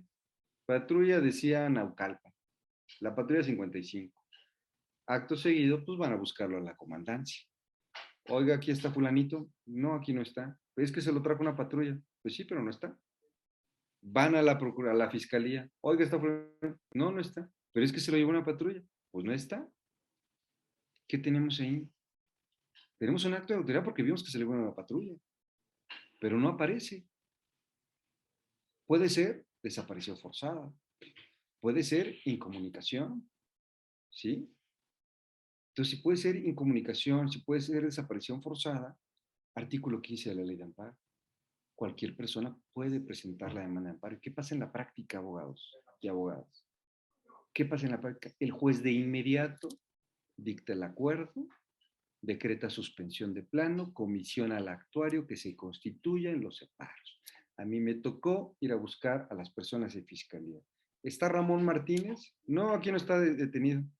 Déjenme ver la libreta, por favor. Veo la libreta de detenciones, no está. Ok, quiero pasar a los separos. Si ya le enseñaron la libreta, quiero pasar a los separos. Pasa a los separos. Ramón Martínez, no está Ramón. Ok, vamos entonces a fiscalía. Vengo a buscar a Ramón Martínez. La libreta, igual quiero pasar. Tránsito. ¿Qué pasa? Por alguna razón, o termina apareciendo ya detenido, o lo libera. ¿Por qué?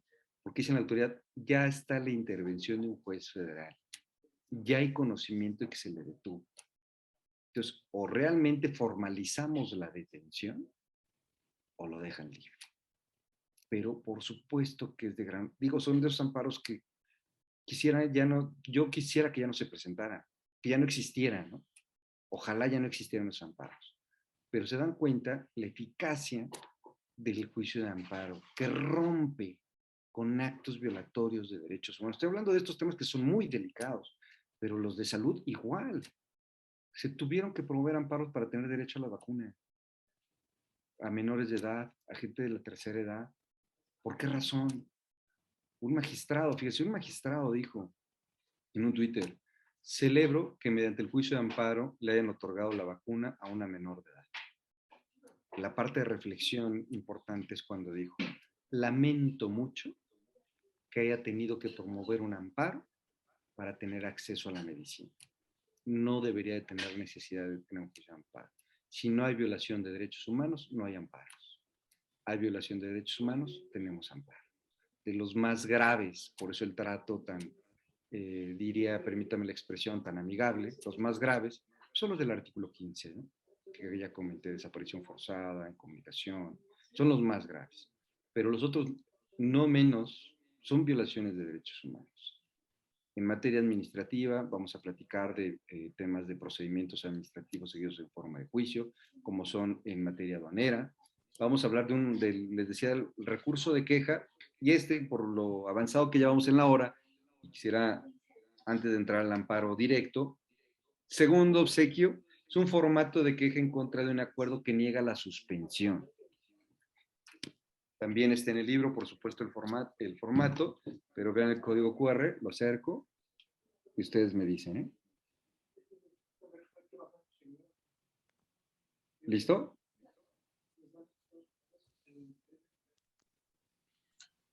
Sí, profesor, listo, gracias.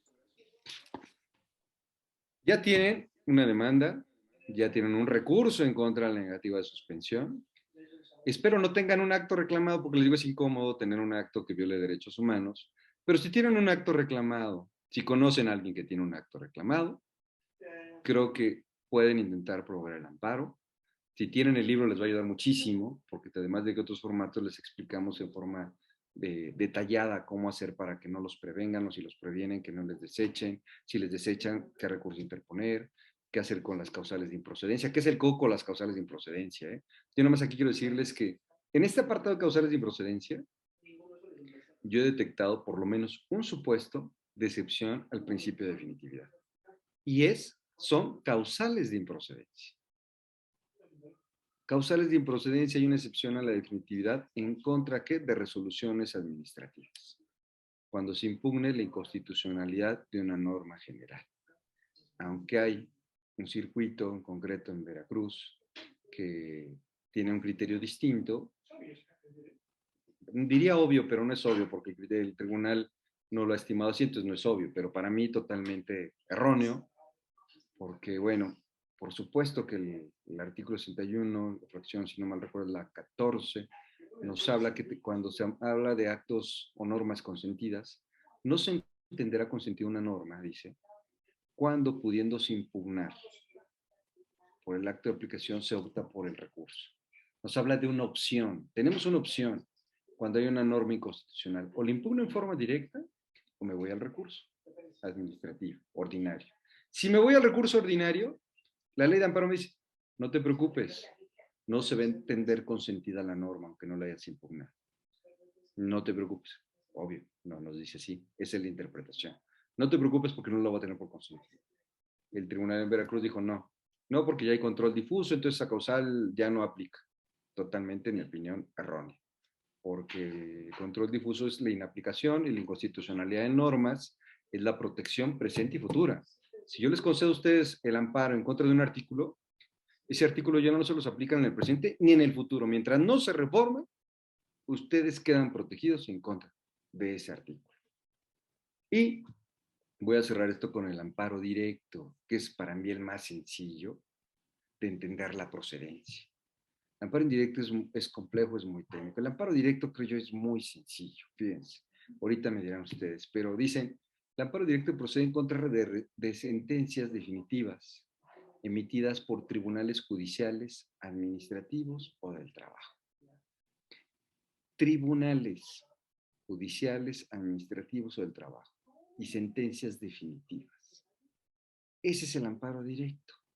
Si tengo una resolución, fíjense, tengo una resolución emitida por la Contraloría de la Secretaría de Salud, ¿me puedo ir al amparo directo? Es de la Contraloría y es una resolución que se emitió en un procedimiento donde hubo garantía de audiencia, alegatos y resolución. Pero el amparo directo dice tribunales. El órgano interno de control no es un tribunal. Entonces, cuando hablamos de tribunales, Tribunal Federal de Justicia Administrativa, Tribunal de la Ciudad de México, de Chiapas, de lo que ustedes quieran. Entonces, característica es que sea de tribunal y que sea una sentencia definitiva. ¿Cuál es la definitiva? Aquella contra la que no procede ningún recurso. Materia administrativa no es algo que nos angustie, porque las sentencias que dicta el Tribunal Federal de Justicia Administrativa no admiten recurso. Entonces ya son sentencias definitivas. Procede mi amparo directo. Y también, ¿qué dice la ley de amparo? Dice, la ley de amparo se presenta ante la autoridad responsable. ¿Quién es la autoridad responsable? La sexta sala. La pregunta y lo que no dice la ley. ¿Qué días tomo en cuenta para hacer mi cómputo? ¿Los días inhábiles de la sala o los días inhábiles del tribunal colegiado? La ley de amparo nos habla de cuáles son los días inhábiles, ¿sí? Artículo 19, pero no hace esa precisión. Y ese problema lo tenemos cuando tienen ustedes en sus manos el asunto. Dicen, bueno, ¿cuáles son los que debo computar? Y no es un tema menor porque había confusión. Antes de la nueva ley de amparo, entrecomillado porque es del 2013, ya existe un criterio jurisprudencial que decía que se tomaban en cuenta los de la autoridad responsable y los del tribunal colegiado. Viene esta nueva época, la 10ª época, y en la 10ª época hay criterios que dicen que se deben de tomar en cuenta los del tribunal colegiado. sin hacer un mayor, sin ser tan claros los criterios. Y no fueron tan claros que derivaron de una contradicción de tesis. Y en esta contradicción de tesis la Suprema Corte ya precisó: vas a tomar en cuenta los días inhábiles, regresamos, de la autoridad responsable y del tribunal colegiado. Estos días para hacer el cómputo, es importante. Pero lo tienes que presentar ante la autoridad responsable, no al colegiado, a la autoridad responsable. Y aquí hacemos un ejercicio.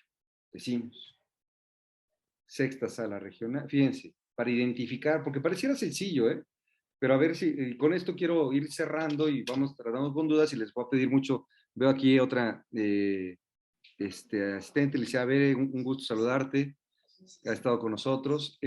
Fíjense, con esto vamos a ir cerrando para que me digan ustedes qué tan claro puede ir quedando.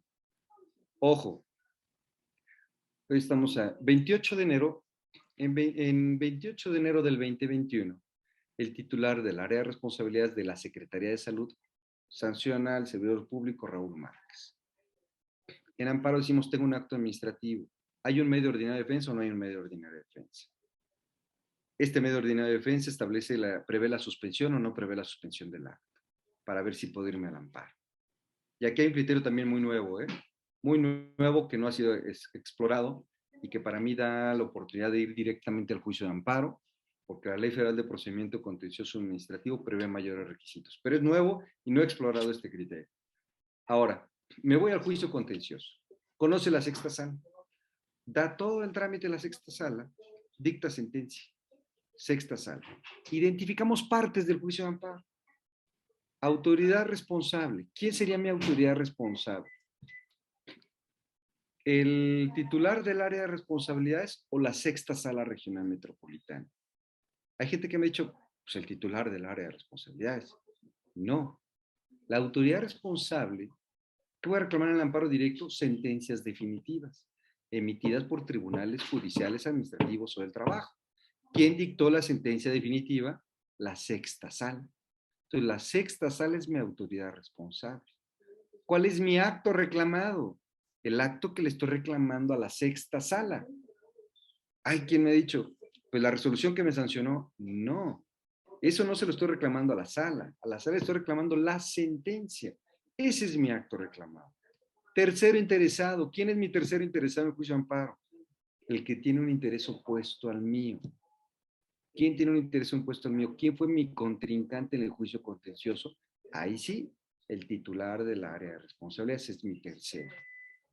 Ya identifiqué mis partes para ir llenando los requisitos del 175 de la ley de amparo. Viene la parte conceptos de violación y actos reclamados. ¿Puedo reclamar en amparo directo la inconstitucionalidad de una norma general? Ojo, ojo. La respuesta es, sí lo puedo reclamar, pero no en forma destacada. Esto quiere decir que lo voy a hacer en mis conceptos de violación. Mi único acto reclamado en el amparo directo es la sentencia. Ese es mi único acto reclamado.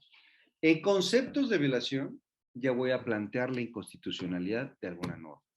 Y eso es un requisito obligado si quiero tener acceso a una segunda instancia, si quiero llegar a la Suprema Corte.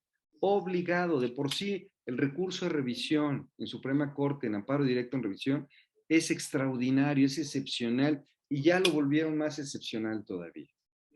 Entonces, quiero tener alguna pequeña oportunidad de subir a la Suprema Corte. Yo explico y digo, compro mi boletito desde que estoy elaborando mi demanda de amparo. ¿Cuál es mi boletito? Un concepto de violación en el que haga valer temas de constitucionalidad, de convencionalidad de normas generales. Con eso aumenta la posibilidad de irme al recurso. No me garantiza, pero aumenta la posibilidad, porque es un tema extraordinario que también destacamos. ¿Cómo garantizarles por lo menos un 80% de que les admitan el recurso? Igual que hice con la suspensión, así vamos a hacer en el recurso. Punto por punto. ¿Por qué es relevante esto? Porque con motivo de las reformas de marzo a la Constitución y de junio, antes, si el ministro de la primera sala, segunda sala, me desechaba mi recurso de amparo directo en revisión, mi recurso a revisión, podía interponer mi recurso de reclamación. Antes. Con esta reforma dicen, si ya te desecharon tu recurso de reclamación,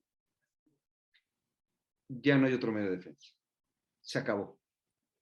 Vamos a quitarle más trabajo a la Corte para que ejerza como Tribunal Constitucional. Se acabó. Entonces, qué importante es que mi recurso lleve paso a paso al secretario de la Suprema Corte para que me lo admita. ¿Qué le tengo que demostrar? Desde lo básico, ¿eh? Primero, te vamos a explicar cómo le vas a hacer. Primero, legitimación. Dicen, es que esto está claro, no importa, no queremos ningún problema en el acuerdo. Legitimación, oportunidad, constitucionalidad de normas o tratados internacionales, e importancia o relevancia del asunto. Estos puntos se los voy a explicar al secretario para tratar de que subir mi porcentaje de admisión en el recurso. Porque si me desecha, se acabó. Mi único recurso ya es el de resignación. Y les voy a decir que cerramos con dentro de las novedades que tenemos de este 2021, ustedes deben de conocer y muy importante destacarlas, hacemos la distinción, en la nueva jurisprudencia por precedentes, ¿sí?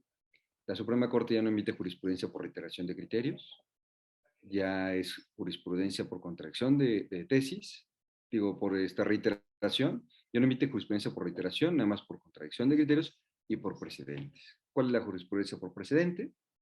Es que basta una sentencia, si es de pleno, de 8 votos, si es de sala de 4 votos, para que este precedente sea jurisprudencia. Esto es, sea obligatorio para todos. Entonces, la importancia de conocer los últimos precedentes, las últimas sentencias de las que se ha pronunciado la Suprema Corte, porque esta nos va a servir para ganar un asunto.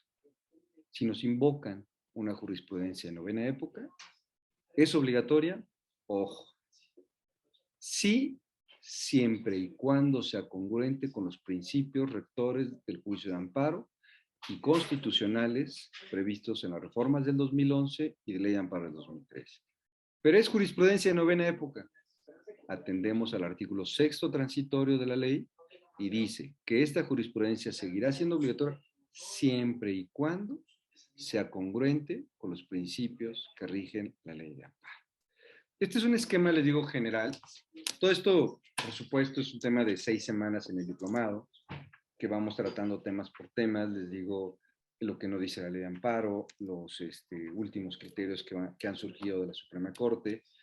Procuramos que inclusive redacten ustedes una demanda de amparo indirecto, directo, que vean el acuerdo de admisión, que distingan inclusive desde los expedientes principal, incidental, que vean los recursos, un procedimiento administrativo en materia aduanera. Aquí ya tenemos algunos asistentes que estuvieron en el diplomado,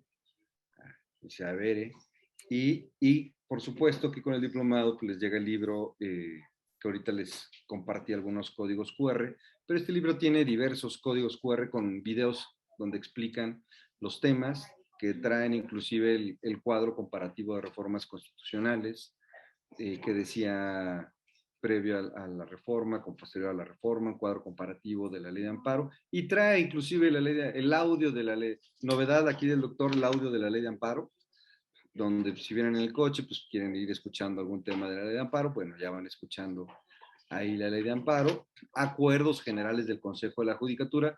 Fíjense que a mí me pasó, y por eso también tiene esta idea este libro, que de repente consultamos un libro y nos habla de un acuerdo general de consejo, de la corte, de alguna tesis, y tenemos que dejar el libro y meternos a la computadora y ver dónde está. A veces ni siquiera nos dicen, el acuerdo general 5 del 99. Sí, pero ¿de qué fecha? ¿Del diario oficial de qué fecha? ¿Dónde lo ubico? Entonces, tratando de compilar esta información y de que sea más práctico todo, es que decimos, si ya tienes el libro, estamos citando algún acuerdo, vete al final del libro, pon tu código QR y ahí te va a aparecer el acuerdo. Ya tienes el libro, te hacemos la referencia del antes y el después de las reformas, vete al final del libro, ve tu código QR y ve el antes y después de las reformas. No te vayas, no hay necesidad que te vayas a otro medio. ¿Quieres inclusive saber cómo se consulta el semanario judicial? No te preocupes, agarra de ahí tu código QR y ahí te vamos a ir guiando cómo consultar el semanario judicial de la Federación. Es la finalidad, que sea muy tan práctico que no tengan necesidad de acudir a otras fuentes. ¿Quieres saber la relación de los tratados internacionales? Vete a tu código QR ve la relación de tratados, fecha de publicación, y entonces puedes ir a cada uno de los tratados dependiendo de la materia que quieras litigar. Pues bueno, por mi parte, presento otra vez el libro, ya es la segunda edición. En esta segunda edición, pues viene con lo último que son las reformas de marzo y de junio. Obviamente con más comentarios, con el criterio que para mí me parece muy novedoso de la Suprema Corte, que habla de la suspensión en el Tribunal Contencioso Administrativo Federal, que hasta ahorita los más conocidos es que se prevén los mismos requisitos. Para mí este criterio le da un giro, trae los últimos criterios, y bueno, si tienen la oportunidad, pues nos estaríamos, quedan cordialmente al diplomado, invitados al diplomado. Si comentan que estuvieron aquí, les digo, seguramente tendrán algún descuento. Y bueno, prueba a despedirme, si hay algún comentario, alguna inquietud, adelante, tenemos unos 10 minutitos. Si me permites tantito, José Antonio, sí me gustaría hacer una pequeña también precisión en relación a los puntos que tocabas relacionado a la naturaleza de los actos, porque fíjate que sí es muy importante e interesante desde que planteas tu demanda inicial de amparo, el ver cómo vamos a ir estructurando nuestro capítulo de suspensión.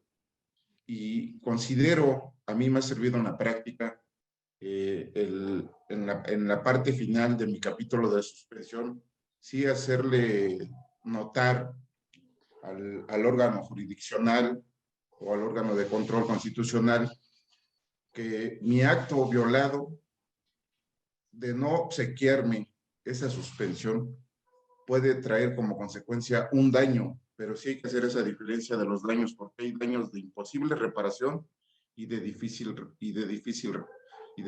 reparación. Esa cuestión sí debemos de precisar, porque es la convicción que vamos a causarle nosotros al juzgador, de ver la relevancia y la trascendencia que tenemos para poderle dar a conocer cuál es el daño que me pudiera causar si no me obsequias o si no me acuerdas esa suspensión. Sí, muchas gracias. Sería todo, maestro José Antonio. Qué amable, gracias, mi querido Jesús. Sí, efectivamente que tiene relación precisamente con el peligro en la demora, ¿no? Veo algunos, digo, gente del centro universitario seguramente está atendiendo las conversaciones o las inquietudes de ahí, pero el libro, si ustedes desean, seguro que el doctor no tiene ningún inconveniente y lo hace con mucho gusto. Quien solicite el libro puede decir, quiero que me lo mande con dedicatoria del doctor Ravindrana. Si desean con dedicatoria del servidor, por supuesto, nada más háganlo mención en el centro universitario y con muchísimo gusto. Ahora sí, quería comentar algo. ¿Quién? ¿Fernando? O no sé, algunas manitas. ¿Osvaldo?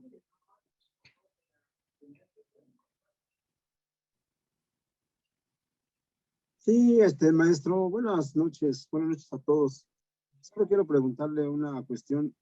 ¿Bajo qué criterios se aplica la suspensión provisional y la suspensión definitiva? ¿Qué comentario, profesor?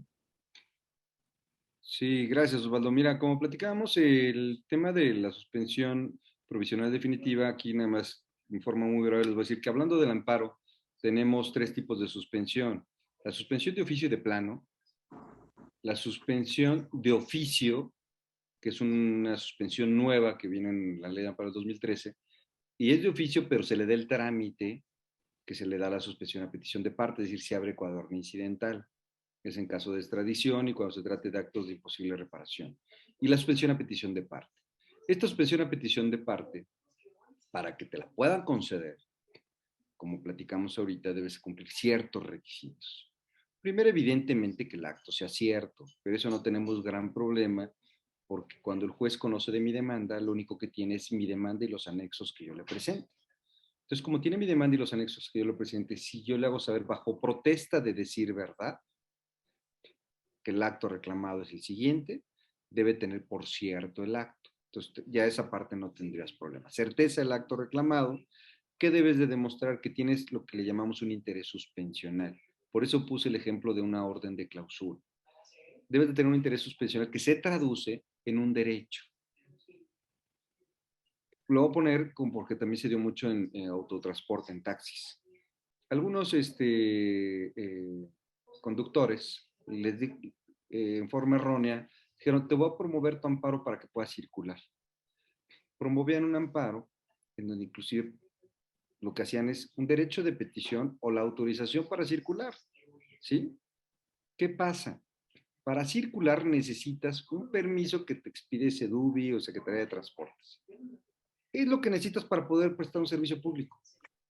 Entonces, si tú necesitas eso, pero vas con el juez, le dices, te pido la suspensión para que mediante con esta medida cautelar me permitas dar el servicio de transporte.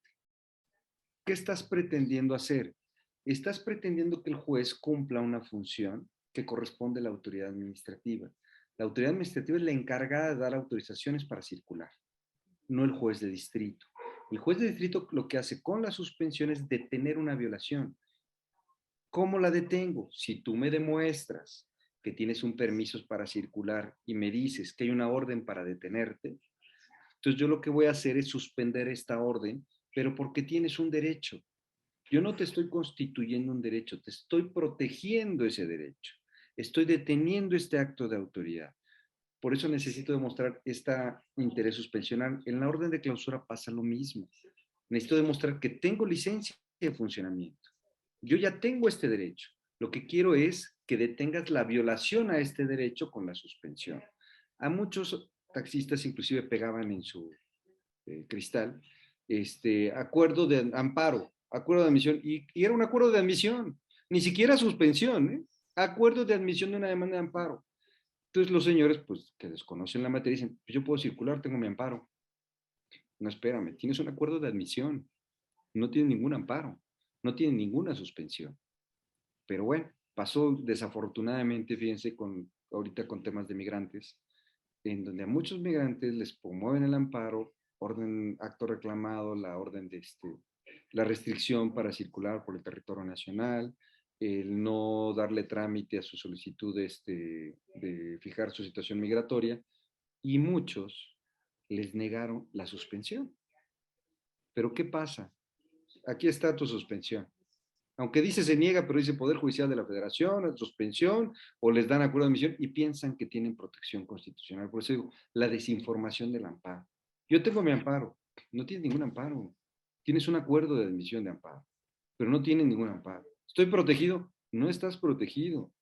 La única forma que puedes estar protegido con el amparo provisionalmente es con suspensión. Ahí sí estás protegido si tienes una suspensión, provisionalmente, o en forma definitiva, si tienes suspensión. O si tienes una sentencia que dice la justicia y la unión ampara y protege.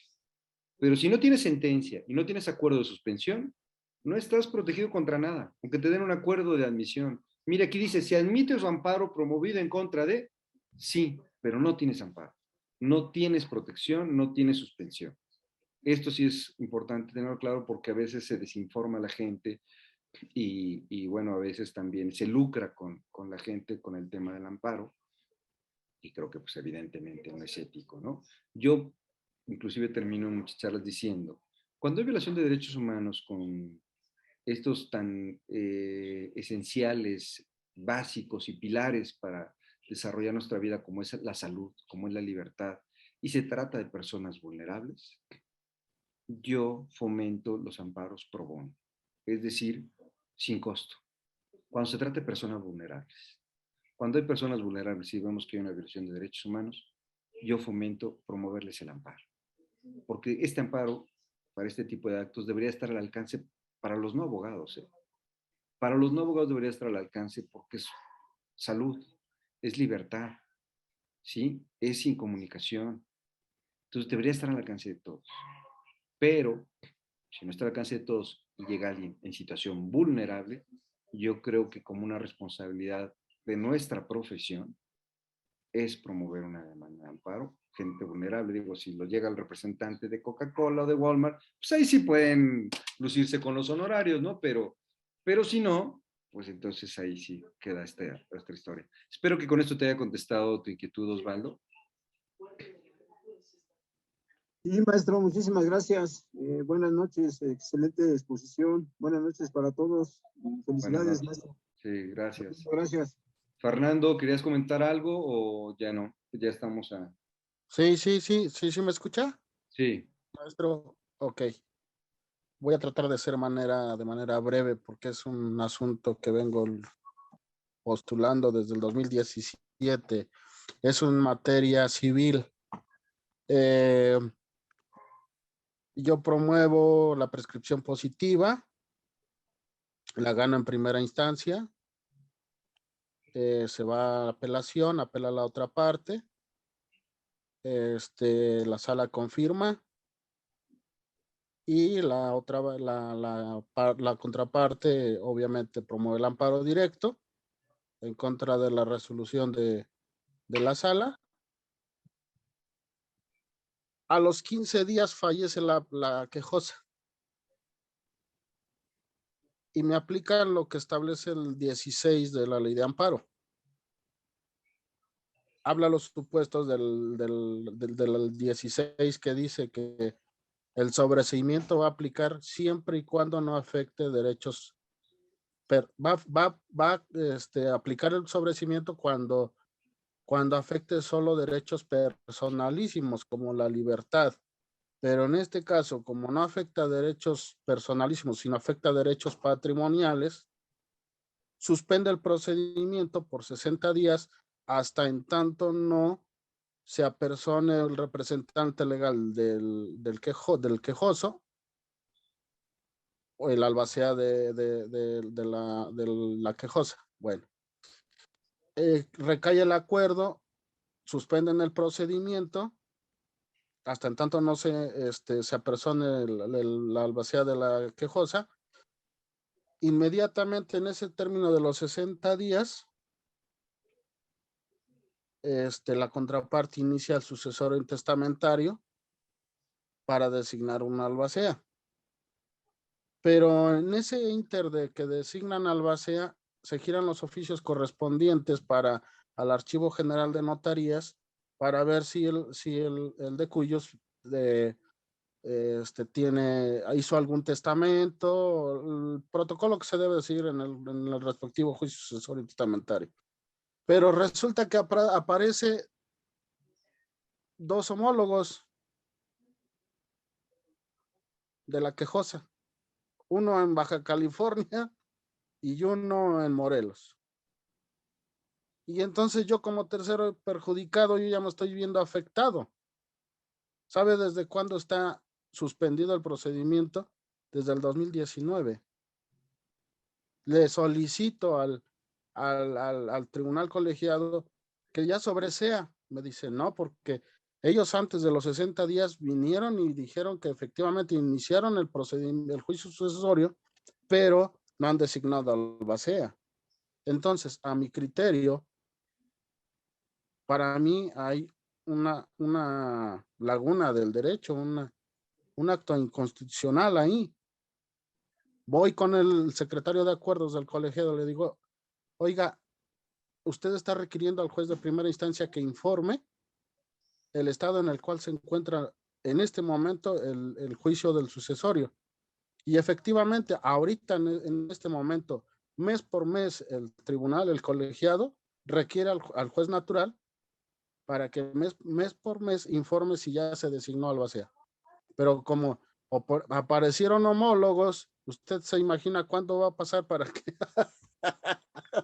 Entonces, pues mi cliente ya dice, ¿sabes qué? Es que ya, dice, ya, ¿cómo es posible que el amparo, si ya estamos en la cúspide de finalizar el asunto a nuestro favor?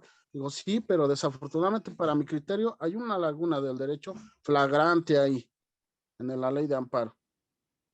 No lo sé, usted sáqueme del error si estoy mal, si no existe una no, laguna del derecho. bueno, en principio te agradezco la intervención, Fernando, porque bueno, permites a todos los que nos están acompañando ver que qué distinto es la teoría a la práctica, porque Un les digo que 100%. Y qué no. distinto es. Digo, por supuesto que yo siempre fomento esta dualidad de teoría y práctica, por supuesto, ¿no? Si Claro. no, careceríamos de bases, ¿no? ¿Es obligada, por supuesto, la teoría? Sí, claro. Pero decía, si no mal recuerdo, no sé si Calamandrei, Carneluti, pero decían, para enseñar y para aprender derecho hay que tener un libro en una mano y un expediente en la otra, para poder compaginar el conocimiento, porque si no, no sirve. Aquí nos estamos dando cuenta, ¿qué dice la ley? Pero ¿qué pasa en la realidad? Esto está mal bueno, no mal pues, pero fíjense que en las incidencias que pasan en juicio de amparo, en su gran mayoría, por supuesto, pues tienen recursos. ¿Procede el amparo en contra de una actuación de amparo? No, no procede. El amparo en contra de un acto emitido por el Tribunal Colegiado, pues no procede, es improcedente. Pero ¿qué pasa con estas incidencias? Bueno, hay dos formas. Digo, la forma, digamos, procesal, que son los recursos que prevé la ley de amparo, y la forma extraprocesal que yo le llamo, que es que cuando veo que en un juicio de amparo, que no tengo un recurso en un amparo directo, pensemos, que no hay reclamación, que no hay forma, que también es una labor, quiero decirles, del abogado postulante. Un abogado postulante, en mi opinión, es el de investigador y el de la creatividad. Investigador y creatividad como para buscar, por eso me encanta la figura del precedente y por eso creo que es necesario acudir a precedentes, pero no precedentes, digo, no solo de Suprema Corte, de Corte Interamericana, de jurisprudencia, no, sino precedentes hasta de los colegas, como ahorita lo que está haciendo Fernando. Claro. El presidente hasta del colega, oye, ¿a ti ya te pasó? Sí, a mí me pasó. ¿Y cómo le hiciste? Ah, mira, yo me fui por este camino. Un magistrado a mí me dijo, el mejor abogado es el que estudia, ¿sí? Teoría, práctica y comenta asuntos. Porque comentando los asuntos van surgiendo respuestas. ¿Qué no me funciona a mí? ¿Qué me funciona a mí? En tribunal colegiado, cuando ya no tengo un recurso de reclamación, cuando no puedo a lo mejor en instancia, si se está atorando en primera instancia, a lo mejor ahí es donde tendría que promover un amparo en primera instancia. ¿Por qué se está atorando? No en el colegiado.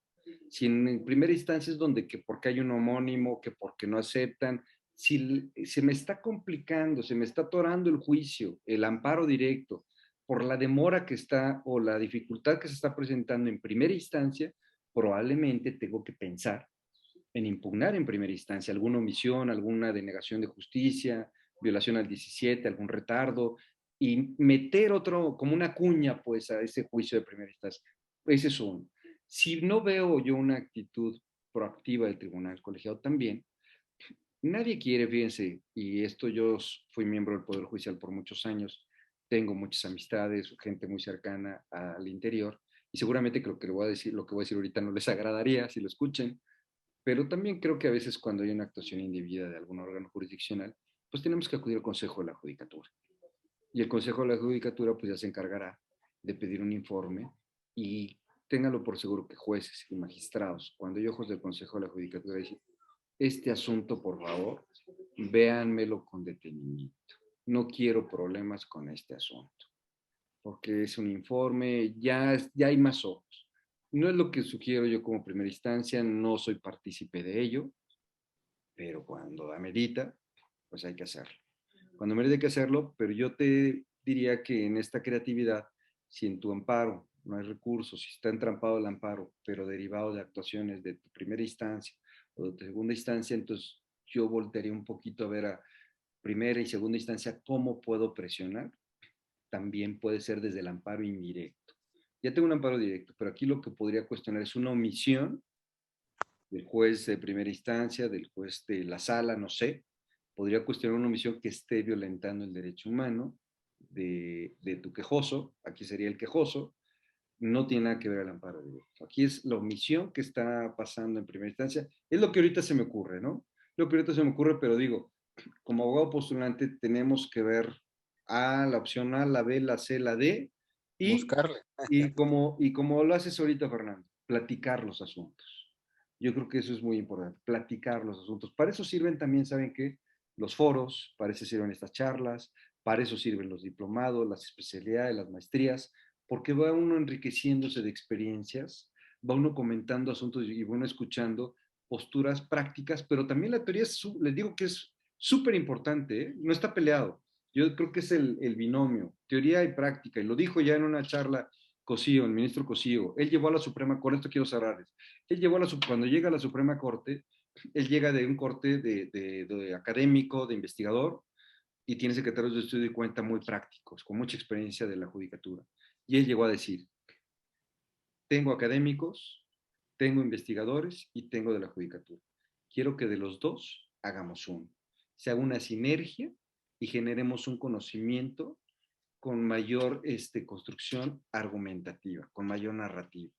Traigamos los temas prácticos y respaldémoslos con teorías en materia de derechos humanos. Por eso ustedes, si leen sentencias de la Suprema Corte, colegiados también, pero con mayor frecuencia las de la Suprema Corte, van a encontrar cita de doctrinarios alemanes, españoles, argentinos, que respaldan estas teorías de derechos humanos, esta interpretación constitucional. Y es lo que yo te pediría en este caso, Fernando, que escales un poco más allá, veas qué está pasando en primera instancia, veas qué derecho humano se te está transgrediendo, pero ya no en el amparo directo. Si se te está entrampando en primera instancia, ahí yo creo enfocaría algún posible amparo indirecto en contra de alguna omisión. Yo enfocaría por ahí y tarea de ir viendo el derecho humano de tu quejoso, de tu cliente. Pero bueno, podríamos seguir hablando por horas. La verdad es que el tema de derechos humanos da para mucho, el tema nada más de derechos humanos, de amparo, por supuesto.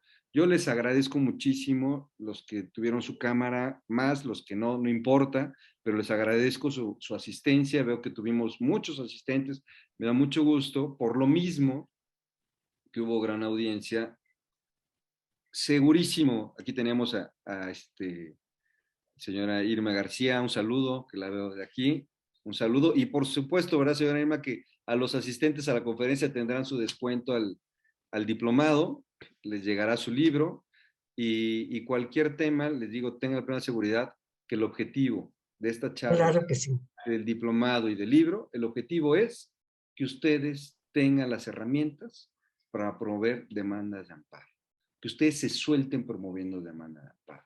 Se van a dar cuenta de que lo complejo se lo vamos a ir quitando con la práctica. Y se lo vamos quitando siempre acompañados. Cuando hacemos las cosas acompañados, son más sencillas. Cuando lo hacemos en forma aislada, por eso digo, tenemos que generar redes. Y cuando lo hacemos acompañados va a ser mucho más sencillo. Si no hay ningún otro comentario, ninguna otra observación, yo les agradecería mucho su asistencia. Señora Irma, le agradezco mucho igual la asistencia. El centro universitario tiene especialidades, tiene maestrías, tiene diplomados en línea, tienen ya los teléfonos de contacto, estamos a sus órdenes. Y bueno, les agradezco igual en nombre del doctor Juan Ravindrana, que no pudo estar presente, pero seguramente les hubiese compartido los códigos que yo les compartí. Entonces, si no hay ningún comentario. Muchísimas gracias, licenciado. Muchas gracias, maestro. Muchísimas gracias, maestro y doctor. Muchas gracias. Un gran No pude placer prender mi estar cámara. en esta charla. Gracias, maestro. Con todos ustedes. Muchas gracias, maestro. Muchas gracias, doctor. Muchas gracias. Un gusto, Veré, saludarte, un gusto, Hasta Jesús luego. Manuel. Muchas gracias, maestro. Excelente Gracias, ponencia. Gusto es mío, Sí, maestro y doctor. Saludos. Una buena Gracias a plática, todos. cuídate Gracias mucho. también a Saludos a Manuel. todos los Igualmente, del un PUEC. abrazo a Saludos, todos. compañeros, buenas Cuídense mucho. noches. Hasta Muchas luego. gracias por Muy su buenas noches. ponencia. Gracias, muy buena Estuvo ponencia. excelente. Un Excelente gusto, ponencia. placer. Cuídense mucho. Gracias, muy excelente ponencia, extraordinario tema. A la orden, siempre que sea derechos humanos de amparo, estamos en el juego a sus órdenes. Gracias, bendiciones. Muchas gracias, Saludos, maestro. Veré. Excelente Gracias. noche. Felicidades, Muchas maestro. felicidades, Una maestro. excelente ayuda para todos en general. Gracias, profesor. Cuídense mucho, buenas noches. Gracias, bendiciones. Buenas noches, Igual para bendiciones todos. para todos. Bye. Buenas noches. Gracias, profesor. Buenas noches. Cuídense.